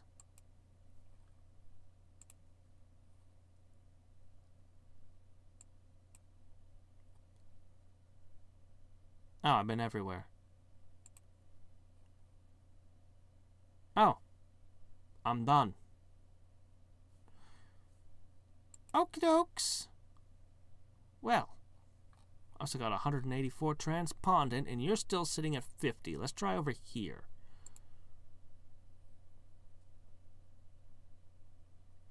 Not gonna find anything around here. Fair enough. Is it over here? Off the bottom. Let's see. This way. This way. Okay. You're still at 50. Why are you still at 50? Rescue Big Brother from the wrecks of Edgar? Oh, right. That. Oh, never mind.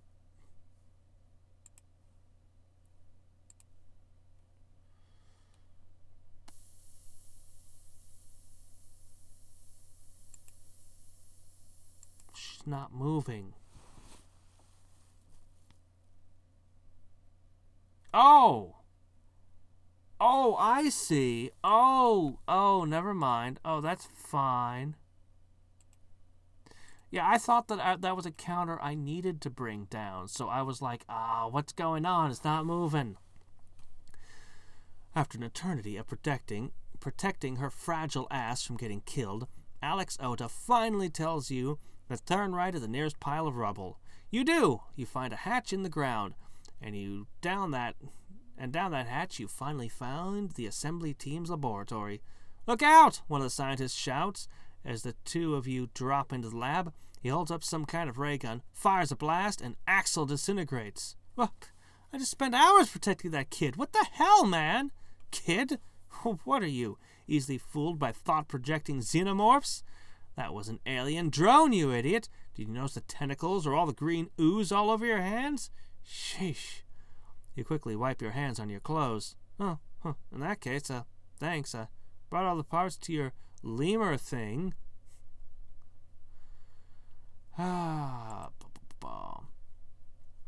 It's an emu unit, and thanks, I guess. The scientist snaps. He and his partner quickly assemble the parts.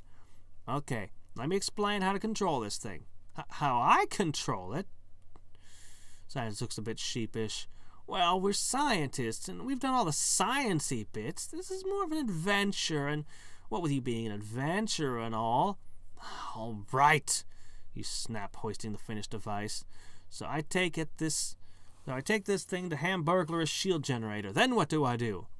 The emu itself contains all the parts you need to repair the generator. Just fight your way to the generator, maneuver the emu into the right position, and we'll transport you back.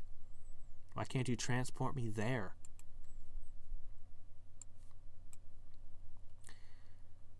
The Elf Maneuvering Unit. So this falls in the same annoying acronym space as pin number and scuba apparatus.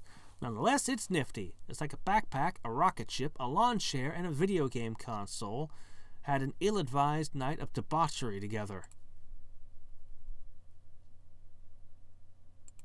But I can't equip... Oh, I can equip it. It's an accessory. Excellent. I don't know. I mean, I kind of want my alien drone escort mission back. Please? Oh, right. That was an offhand item, wasn't it? Yes, of course. Also forgot my black cloak. I wasn't even wearing it. Alright, I'm going to put that on. I guess I'll take this off. And we'll put on an emu. Doesn't really do anything, but whatever.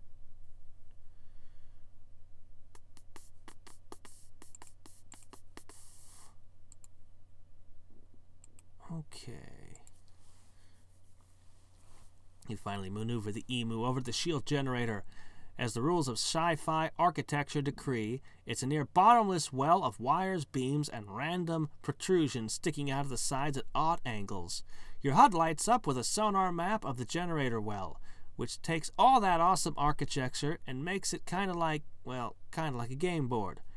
If you're being honest, it looks like it'll be too close quarters to fire your thrusters down here, but if you position yourself at the right spot, you can free fall down to where you need to be.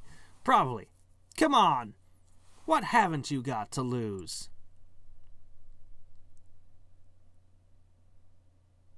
It's pachinko. Why is it pachinko? I'm not good at pachinko. Can I play Sushi Cat instead? That's the only kind of pachinko I was... How'd I make that first try? What the hell? What would have happened if I'd missed? The generator starts to hum, and the well above you begins to spin slowly at first. Was it impossible to fail? Would I have won no matter where I put this? Or was I just lucky? Knowing this game, I'm surprised I didn't spend 2 hours screaming at this. The generator starts to hum, and the well above you begins to spin. Slowly at first, then faster and faster. The humming becomes a deep, sternum-rattling thrum, and the sub-audio whoomp, whoomp, whoomp, whoomp, whoomp. Brilliant blue lights begin to fill the well, and you feel as if your bones are turning to either powder, jelly, or jelly with powder in it. Then you fall through one of those glowy circle transporter things and end up back on Grimace. And boy, are they glad to see you. You're not sure where one gets ticker tape after an alien invasion, but they seem to have found some.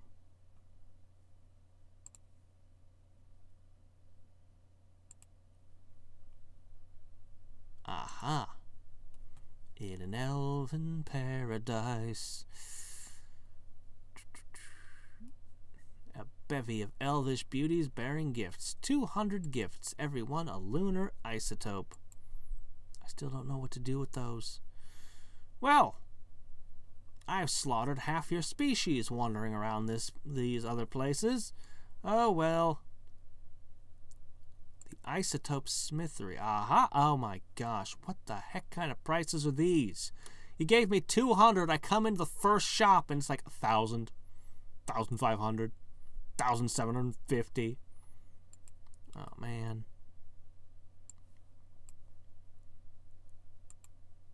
It's a set of gear that gives me the Luniform outfit. How are you supposed to get this many isotopes?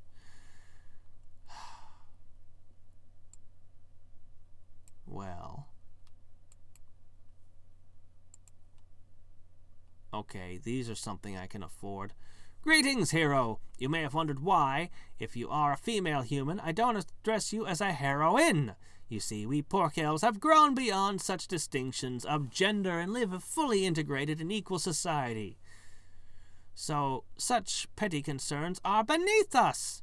So unbunch your undergarments, regardless of what may be contained therein, and help yourself to some of our tasty treats. Considering you're the savior of our entire species, I'm prepared to offer you a 25% discount. Oh, wow. Epic. This is one of the most ridiculous mixed drinks, with 8 different kinds of alcohol in it. It's served under black light, so it looks like it's glowing. And then we've got moon pie. Savory lunar cheese. Moon thrill schnapps. Spaghetti with moon balls. 1/6 of a pound, of course, because lunar gravity. But that's Earth's moon. Oh, well. Anyway. Man. Yeah, I know. I was actually thinking the same thing. I saved the world by falling through a pachinko machine while wearing a jetpack lawn chair. And now I'm trying to figure out what to do with my irradiated kryptonite hunks. And they have a pretty awesome alcohol and pie here. And things I'm even more interested in that are way outside my price range. I don't know how you could ever afford... How you get... Considering how few isotopes you get per battle, the prices here, the asks, are just insane. You would have to spend like weeks just grinding to get some of these things. I mean, it's kind of neat, but they kind of suck. Aye, adventurer, I understand you're the person to thank for preserving the future of our entire race. What better way to commemorate the great deed than with an adorable plush rendering of the monsters that even now run rampant over most of our former territory. Nothing says, I will never forget the horrors that happened here, better than a souvenir plush toy, I find. And just think, if you were to wake up screaming at night, you can hold one of these fellas tight, and the lavish plush will absorb your tears.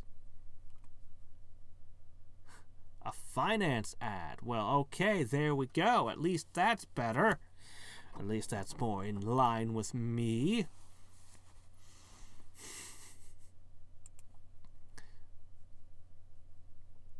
Step right up and try your luck at Porco. Put your isotopes on the line and double, triple, or lose them.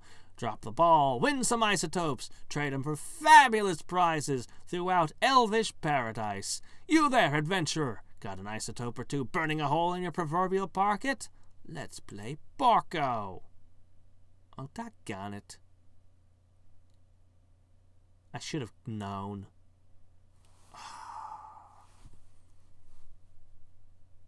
I don't really know how they work, but fine. I won last time, right? Straight into the center again. Except this time the center is 0. 1, 2, 3 chance of losing. 2 chance of nothing done. 3 chance of doubling. 1 chance of tripling. The odds are against the house.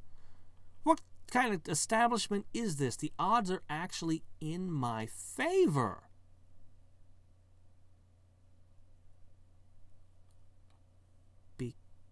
because... Does it eat an adventure every time? No, it doesn't. It just ate an adventure to come here. Huh.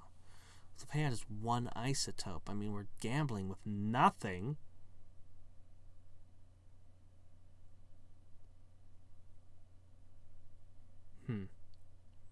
Peg 3 styles. Peg 1 always goes right. Peg 2 always goes left.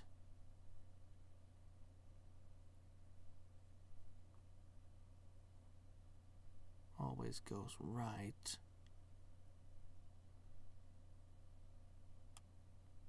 Is it even possible? Is it even possible to hit this tile? I don't think it's even possible to hit this square. But over here, you've got all the good stuff. As long as you're on this side of it, it should actually be pretty good.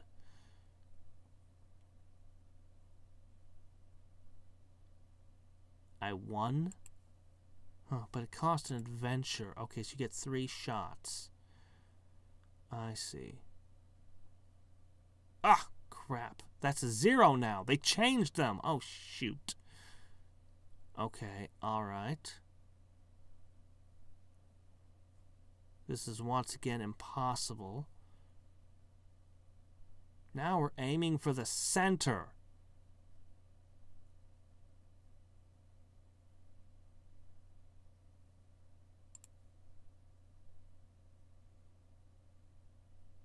Those randoms, man. Those freaking randoms. Alright. Okay, there you go. Okay. 1 always sends right. Oh my gosh. Yes. 2 is always left. Okay.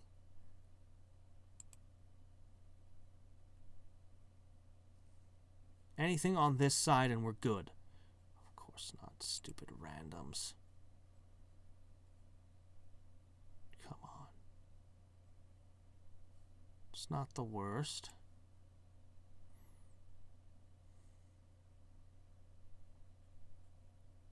Got him. 5. So this is the way you could potentially make all the isotopes you need. But even if you hit the triple, 3, 9, the most you could get out of 1 is 27. That's not so great. Not really. The ones I want are a ton. Oh, I know what to do. Of course. What am I thinking? Try to earn them fairly. Ha!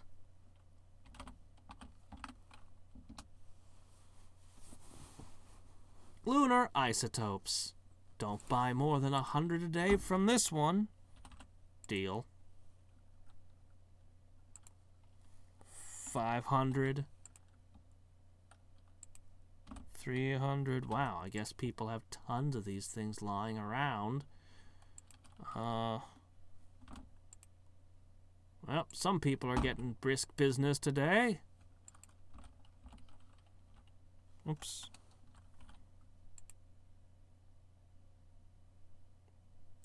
I'll just buy 8,000. Oh, wait, I don't have that kind of money. Right, actually. I'll just buy 245 more. Actually, let's stop while we're here. Okay.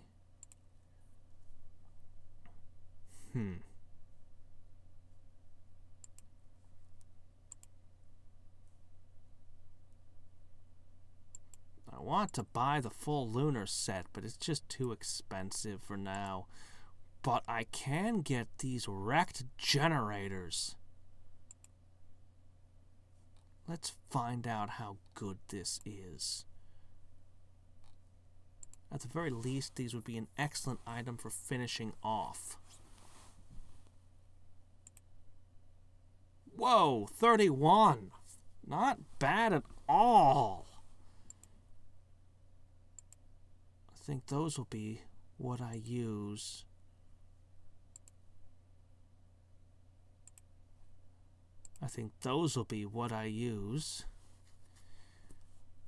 Yeah.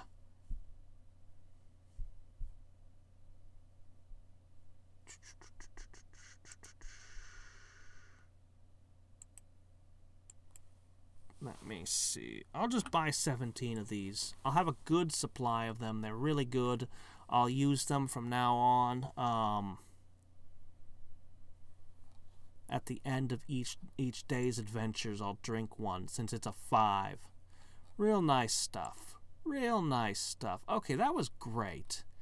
That was a great adventure. I like that place. That was actually...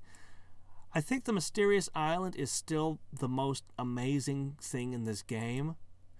But, that was pretty close. That was good. Let me not forget my daily.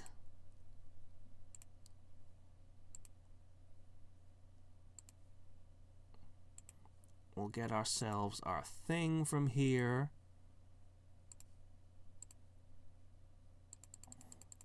And then, oops. Crap, no. Screw it, don't need it.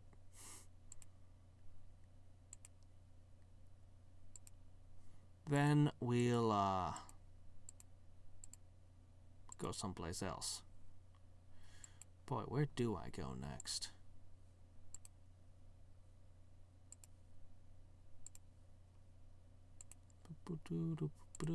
I wonder how people got so many skeleton keys, too. I mean, they're kind of rare, and they seem useful. But there were people selling, like, hundreds of them for nothing.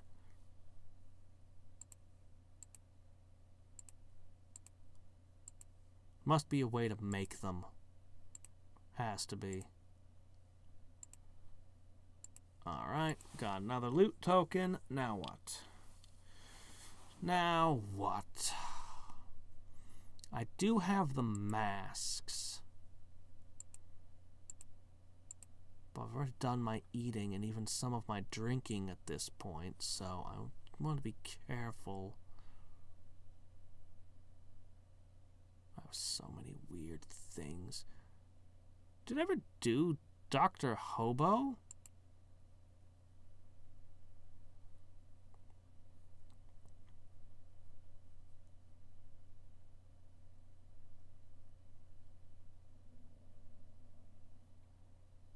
Right.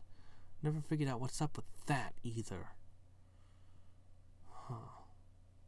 All kinds of weird things. Oh, what's this?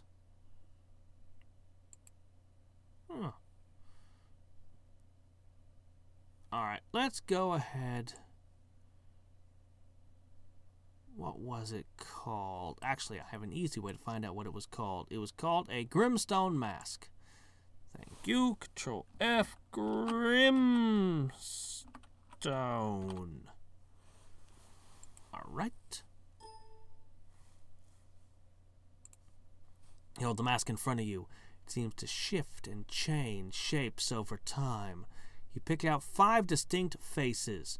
A jealous stepmother, a frustrated wolf, a frightened wisp, a sad, gnome-like creature, and a worried hare. The transitions are happening slowly enough you can choose what state it is when you put the mask on. How do you know it's a stepmother as opposed to anything else? When you put the mask on, you open your eyes, you're overcome with a cold fury at the thought that Cinderella might steal all the limelight at the prince's ball. And you're the one who has to put in all the work to get here. Looks like you'll have to make sure this little attention-seeking gatecrasher gets more than she's bargained for. Yes. Well, where do we go? We're in the distant woods somewhere. Let's start by exploring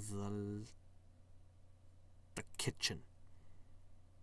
We'll start here and we'll work our way around.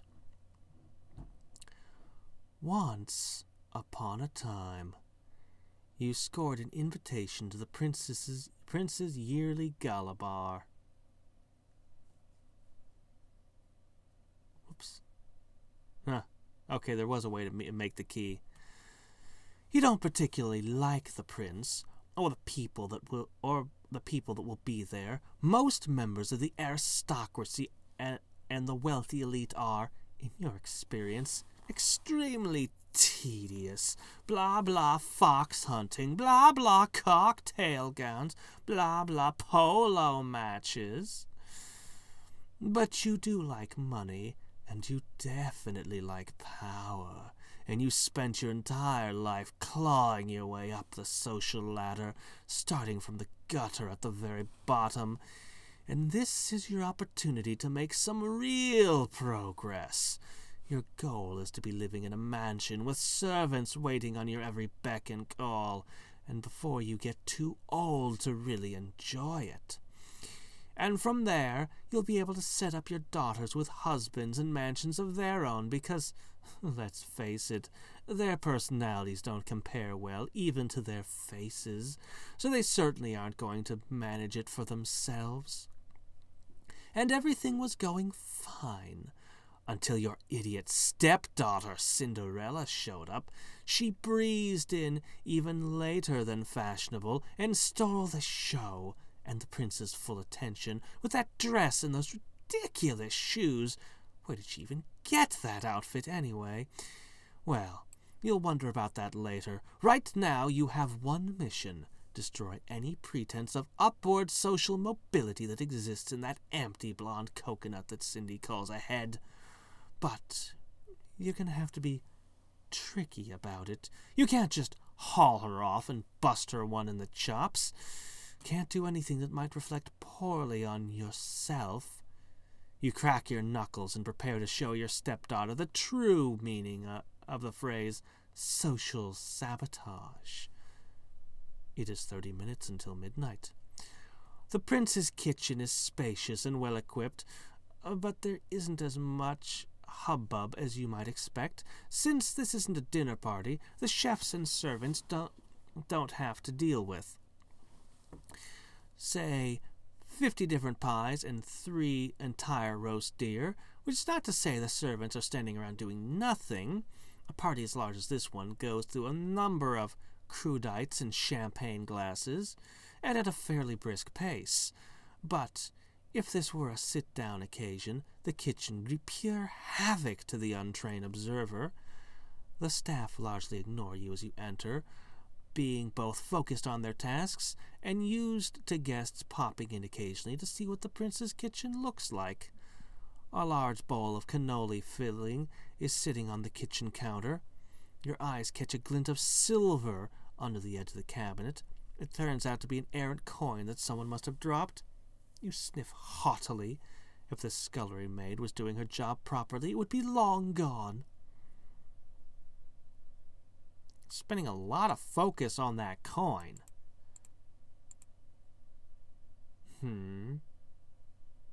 What am I supposed to be poisoning or doing here? Am I to put laxatives into it? Oh, maybe I need a coin to bribe someone. Hanging around a bit seems a bad time when it specifically warns me about midnight. I'll take the coin. An odd silver coin. This silver coin features a face of a monarch that you feel like you should recognize, but you don't. It certainly isn't King Ralph, so it must be foreign. Well, if you can't find someone who'll accept weird foreign currency, maybe you can sell it to a collector, or use it as a cheap vending machine slug. Alright, let's try the balcony. Oh, I have 30 turns, basically. Another silver coin? What the heck? Are they everywhere? Okay, fine.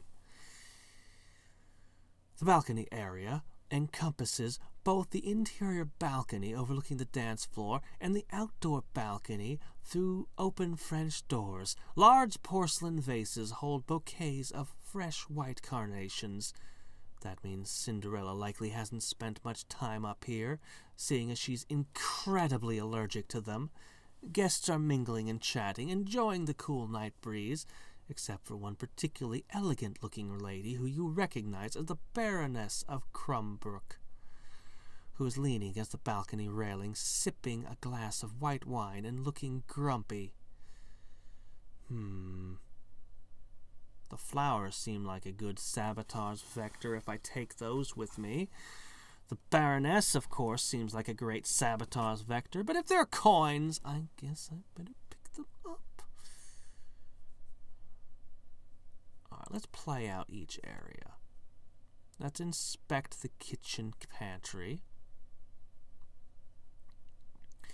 You step into the pantry and browse about for a bit. It's quite large as expected, and the contents aren't any particular surprise either. You briefly consider stealing some of the more expensive spices or a tin of caviar, but the fewer unnecessary risks you take on your mission, the better. You do, however, slip a can of ground cinnamon into your purse. Cinderella loves the stuff like a cat loves catnip, so you can probably find a use for it. And if not, well, free cinnamon. Alright. You inspect the carnations. They look nice, you suppose, and they smell fine. Honestly, you've never given a flat crap about flowers, but wealthy ladies do seem to love their gardens, so you've done your best to familiarize yourself with them, even if you can't muster up any excitement. You snap one of the carnations free of its stem and tuck it in the hair above your ear. Why not? It just might come in handy. The whatever the heck that is table, being a place where all the snacks are located, is therefore naturally where most of the partygoers are located, alternating between pushing caviar into their mouths and pushing inane talk out of them. Consequently, while the possibilities for mischief are much broader here than elsewhere in the party, it will be more difficult to pull anything off unobserved. Cinderella and the prince are standing at the table, conversing with the people around them, but mostly to each other. And by conversing, I mean Cindy is letting whatever inane chatter forms in her head to fall out of her mouth at a constant rate, and the prince is nodding and saying, "Uh-huh," as necessary. The prince's butler is standing over to one side, out of the way of the party, but near enough that he can keep an eye on things and alert the kitchen when stocks of food and champagne begin to run low. Someone seems to have left a silver coin on the table. Do they think they were meant to tip the prince's waitstaff? How absurd. I'm going to hunt everywhere for coins.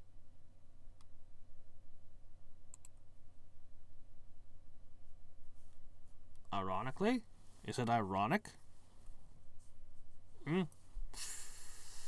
Search the sofa cushions. Of course. The dance floor of the princess's ballroom suite is a checkerboard of white and dark green marble, showing a more sophisticated taste than the usual black and white. Personally, I think red and white would be the best. Black and white is good. Dark green and white, I don't know. I mean, it's better than hot pink and neon green, I guess. On the whole, this place is very tastefully designed and decorated, which is a pleasant surprise. Most of the ultra-wealthy types whose parties you've managed to finagle invitations to, or in some cases crash, have had the taste and aesthetic sensibilities of a magpie that has just flown head first into a plate glass window. Cinderella and the prince move to the dance floor and start dancing. Cinderella has never danced a waltz before. It is about as graceful as a down goat. But the prince attempts graciously to lead her through it as she giggles brainlessly. As someone rises from a plush sofa near the perimeter of the dance floor, the probable quality of loose change one might find in the place comes to mind. A bit gauche, but old habits die hard. Gauche, maybe? Maybe the word gauche. That's a word, right? It's not a word I ever use, but it sounds like a word I've heard. gauche. I think that's what it was. The lounge is fairly typical for its type. Roaring fireplace, leather armchairs, bookshelves, hunting trophies, cigars and whiskey on the sideboard. A place for men to gather and talk about the ridiculous things that men talk about. You get a few sidelong glances from them as you enter, but they're all too stuffy and formal to be rude about this trespass on their territory. A glint of silver catches your eye. It looks like someone dropped a silver coin under one of the armchairs. You drop your handkerchief next to the armchair and quickly pick it back up, before any of the gentlemen present can do it for you, with the coin inside. The lavatory. Man, for 7 minutes, we have run a circuit of this place. The lavatory, just adjacent to the prince's bathroom, is quite spacious, with 3 porcelain sinks set in the long marble countertop. Below, a mirror that covers the entire upper portion of the wall. On one side, a stack of neatly folded towels, and a dish of little soap shaped like roses rests on the shelf below a medicine cabinet. The toilet itself is partitioned off behind another door, so that ladies, and occasionally gentlemen, may enter freely to check their elaborately coiffed hairstyles, rather than having to wait awkwardly outside while other people conduct their business. All in all, it's quite an elegant setup. Plainly, the architect knew a thing or two about large pouties. Someone left a silver coin on the counter. Perhaps a tip for the staff? The implication that the prince doesn't pay his staff sufficiently would be quite boorish.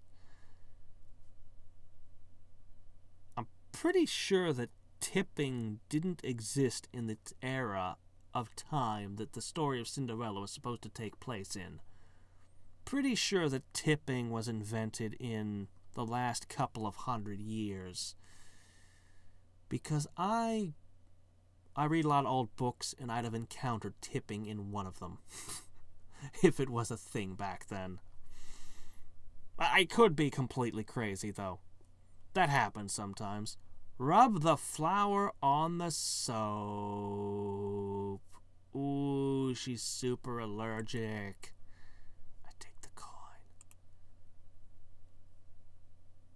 Rub the flour on the soap. Fortunately, there's no one that people are more preoccupied with their own selves than in the laboratory. You could probably get away with murder in here.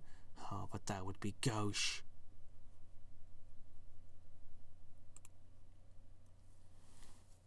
You crush the carnation in your hand and rub the fragrant oils into a fresh piece of soap, which you leave in a prominent and easy-to-reach spot on the marble counter. You then use another wad of soap to wash your hands, because they positively reek with the stink of carnations now. The stink of carnations.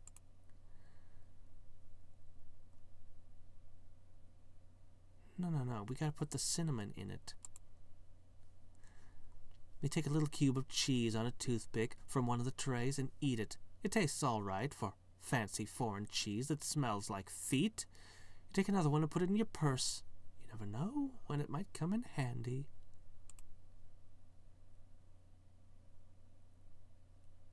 Pour cinnamon into the cannoli filling.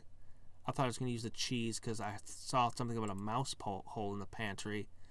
You wait until the chef goes into the pantry and quickly dump half a can of cinnamon into the bowl of cannoli filling and give it a quick stir. None of the kitchen staff appear to have taken notice.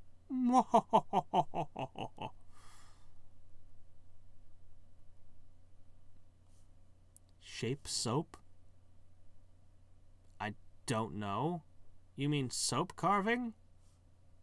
Do they actually use the soap up that they carve, or is it just a decoration? I thought it was just a substance that was super easy to carve, so people made carvings out of it to just display like any other knick-knack. I don't know. I mean, I've got a soap-making kit somewhere. I could make molds, and I could just have weird molded soaps if I wanted, but why? Alright, we've got cheese.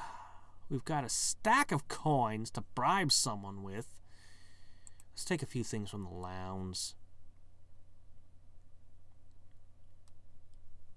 You return to the lounge, briefly wondering if the prince keeps a lock on the gun cabinet, but dismissing that train of thought quickly.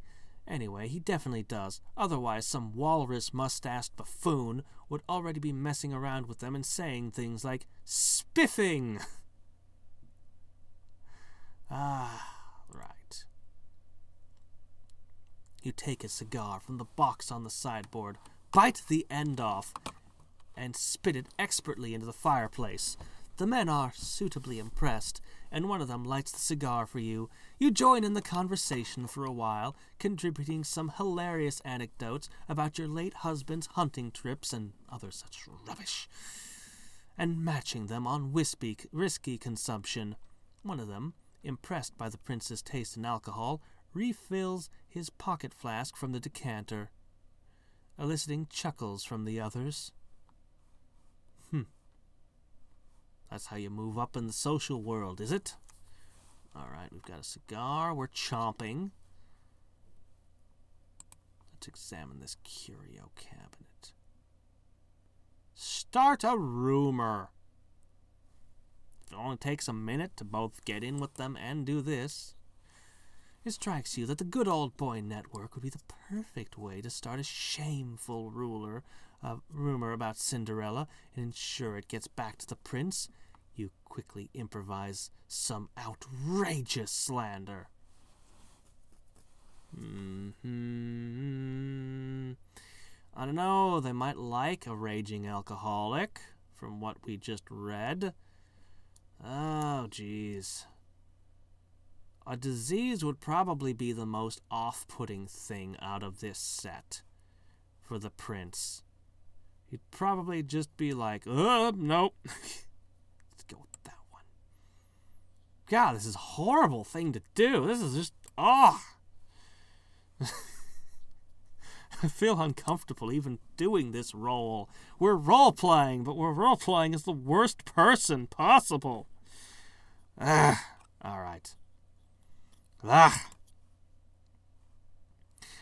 you didn't hear this from me, you begin, and proceed to tell a sordid tale about how Cinderella's body is riddled with diseases, which she acquired by, well, I shouldn't say in mixed company, but I'm sure you can imagine.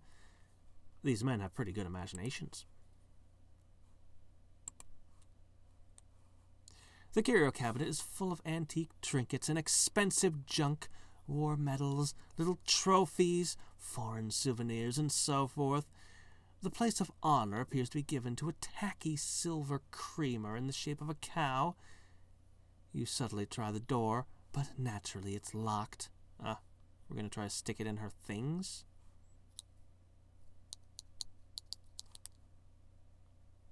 Alright, let's have a word with the Baroness. Maybe we can do something by now. You try to engage the Baronet in some chit-chat, but other than the bare minimum of nods and grunts needed to maintain politeness, she's about as responsive as an oil painting. The corners of her mouth are taut, and deep furrows line her brow. Okay, so she needs something to open her up. We need a key for that. We've already used the cinnamon and the oil. We still got a cheese. Let's look in the medicine cabinet. You casually reach for the medicine cabinet door, only to find it's locked. Another lock! You check the mirror to ensure you didn't work any creases into your makeup by doing so. Scowling could mess up your makeup? How much have you put on? All of it. Of course. That would be the answer. She would be wearing all the makeup. Not all the makeup in her house, all the makeup in the kingdom. That seems like this character. We'll go with that.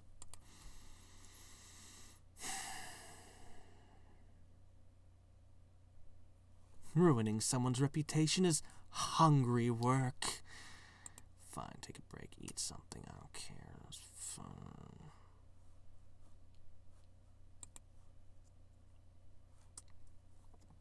You return to the dance floor, which sadly doesn't offer many possibilities for mischief, being so spacious and well lit.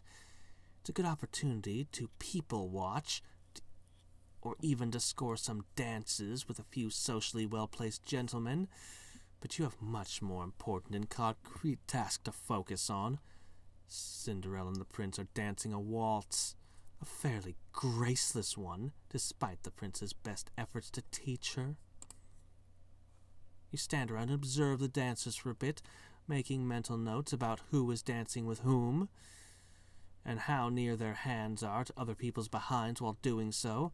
You never know when this sort of information might come in handy.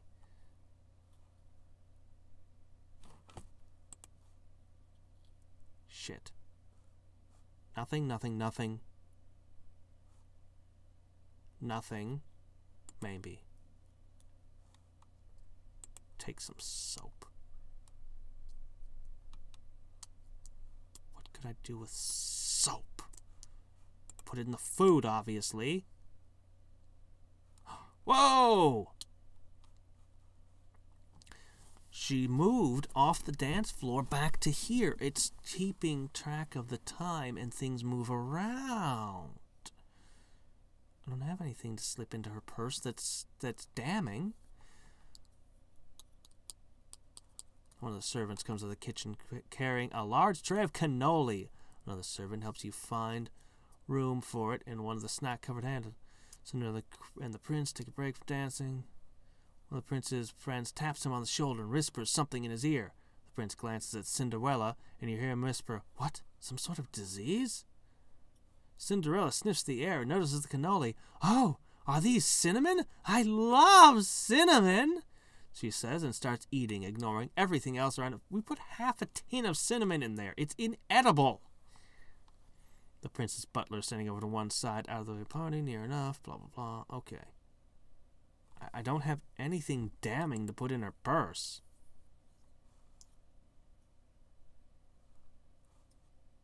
The cigar is a little weird. What? The cinnamon, she might just pull the tin out and start eating it from if the character is the way we're being told. The cigar would just be strange. But I mean, yeah, we'll go with the cinnamon.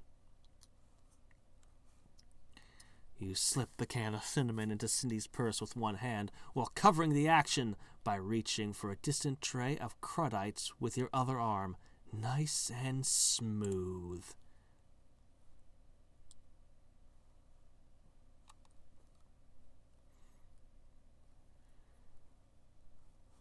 Cinderella and the prince are standing. Yeah, okay. Could you lend me your handkerchief? Oh dear, you say loudly, pulling a face. I do believe I'm going to sneeze. Cinderella, dear, lend me your hanky, quickly. Cinderella opens her purse and gives you her hanky, and a cloud of cinnamon puffs in her face. She coughs and sneezes, flapping her hands wildly as the prince retrieves her purse and the can of cinnamon from the floor with a puzzled expression. She retreats to the bathroom to wash her face. After a minute, she returns looking even worse. She's managed to wash the powdered cinnamon from her face and hair, but now her eyes are bright red and puffy. Her face is blotchy, and she's sneezing even more violently. The prince shares a startled glance with the man who whispered to him earlier. You do your best not to smirk openly. Holy shit, yeah. At first, I was like, how'd the score get to 5 just off of that? But then it's like, yeah, that just reinforced the disease rumor. I mean, I suppose it could have reinforced the kleptomania rumor, too. My gosh, this is... Ugh. All right, what evil can we still do? We don't have keys for things. We don't have a thing to talk to her. We still got this cheese.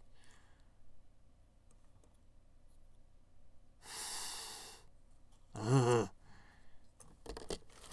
Wow. I thought the wicked stepmother in like the original story and like the various movies and things was horrible. This is like multiplied. This is all right. What can I even... I think we've done everything. I mean, at this point, what more could you do? I mean, seriously, this relation is sabotaged at this point. Like, that's it. It's done. The prince will not do this. Will not pursue this relationship. And, yeah, the rumor, ugh. Everything about this, ugh.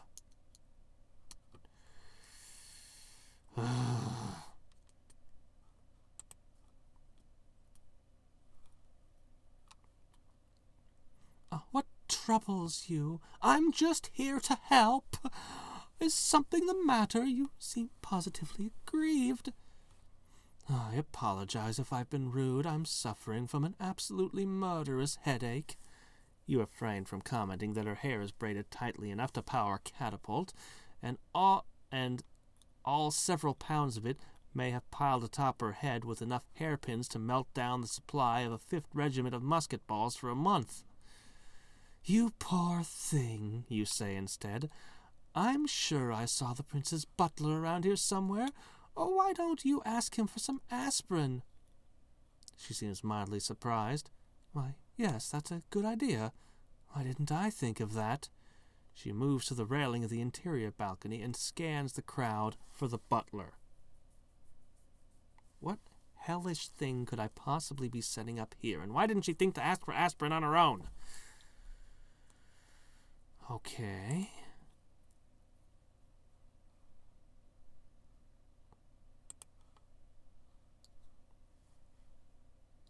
Okay.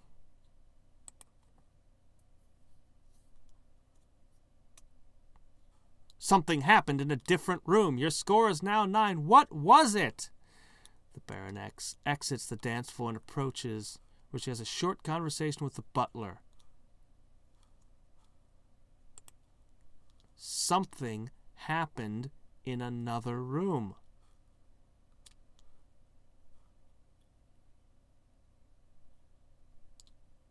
You consider calling it quits and settling for making her life a living hell when she gets home.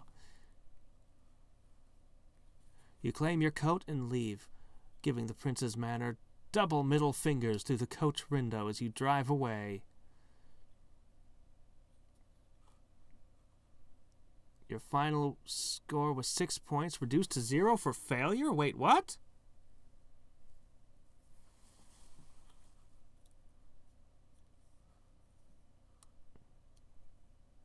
So 17 is the highest maximum score. I was at a 6. And I got a 0 due to failure. What do you mean, failure? That was a failure? Wow! That prince is a really stand-up guy. Thoroughly convinced that she's got disease, that she's a thief. She's stopped and just devoured this whole thing in front of her and in front of him and everything, and he's just like, no, I'm cool with all this. No, you got a horrible disease? Oh, that's unfortunate, but we're gonna pursue this relationship anyway. Really? I mean, my gosh, he must have been so infatuated, right? Well, okay then. I'm very shocked. I would think that most royalty would be like, off with her head. Send her away. Send her away. I don't even know what happened with the Baroness. There were multiple keys, and I have no idea where they were stored to get into various things. Huh. Anyway, that was horrible. And I didn't get anything for it. That was horrible. Anyway, it's been 2.5 hours. I'm going to call it for today. We have a whole bunch more of those masks. Presumably, they're other fairy tales. One of them was a hare. I wonder if that's going to be... I mean, it could be an Alice in Wonderland, but we play as the rabbit. but it's more likely we're going to find ourselves as the Briar Rabbit. You ever actually read the Briar Rabbit? Like, I actually went through them, like, a couple of years ago, and I was surprised quite a bit. Some of the Briar's Rabbit stories are really, really horrible. Like, I think his kids boiled alive and ate Mr. Wolf or something like that in one of them. Is it Mr. Wolf? I think it was Mr. Wolf. Man. I mean, some of them were just fun, but some of them were just like, whoa! I'm guessing the hare is going to be Briar Rabbit. Could be wrong. Could be something else. I mean, there's a lot. It could be Tortoise and the Hare, I guess. I think we're going to be playing characters that are usually not the hero of the story. So actually, yeah, it probably is going to be the Tortoise and the Hare. Probably.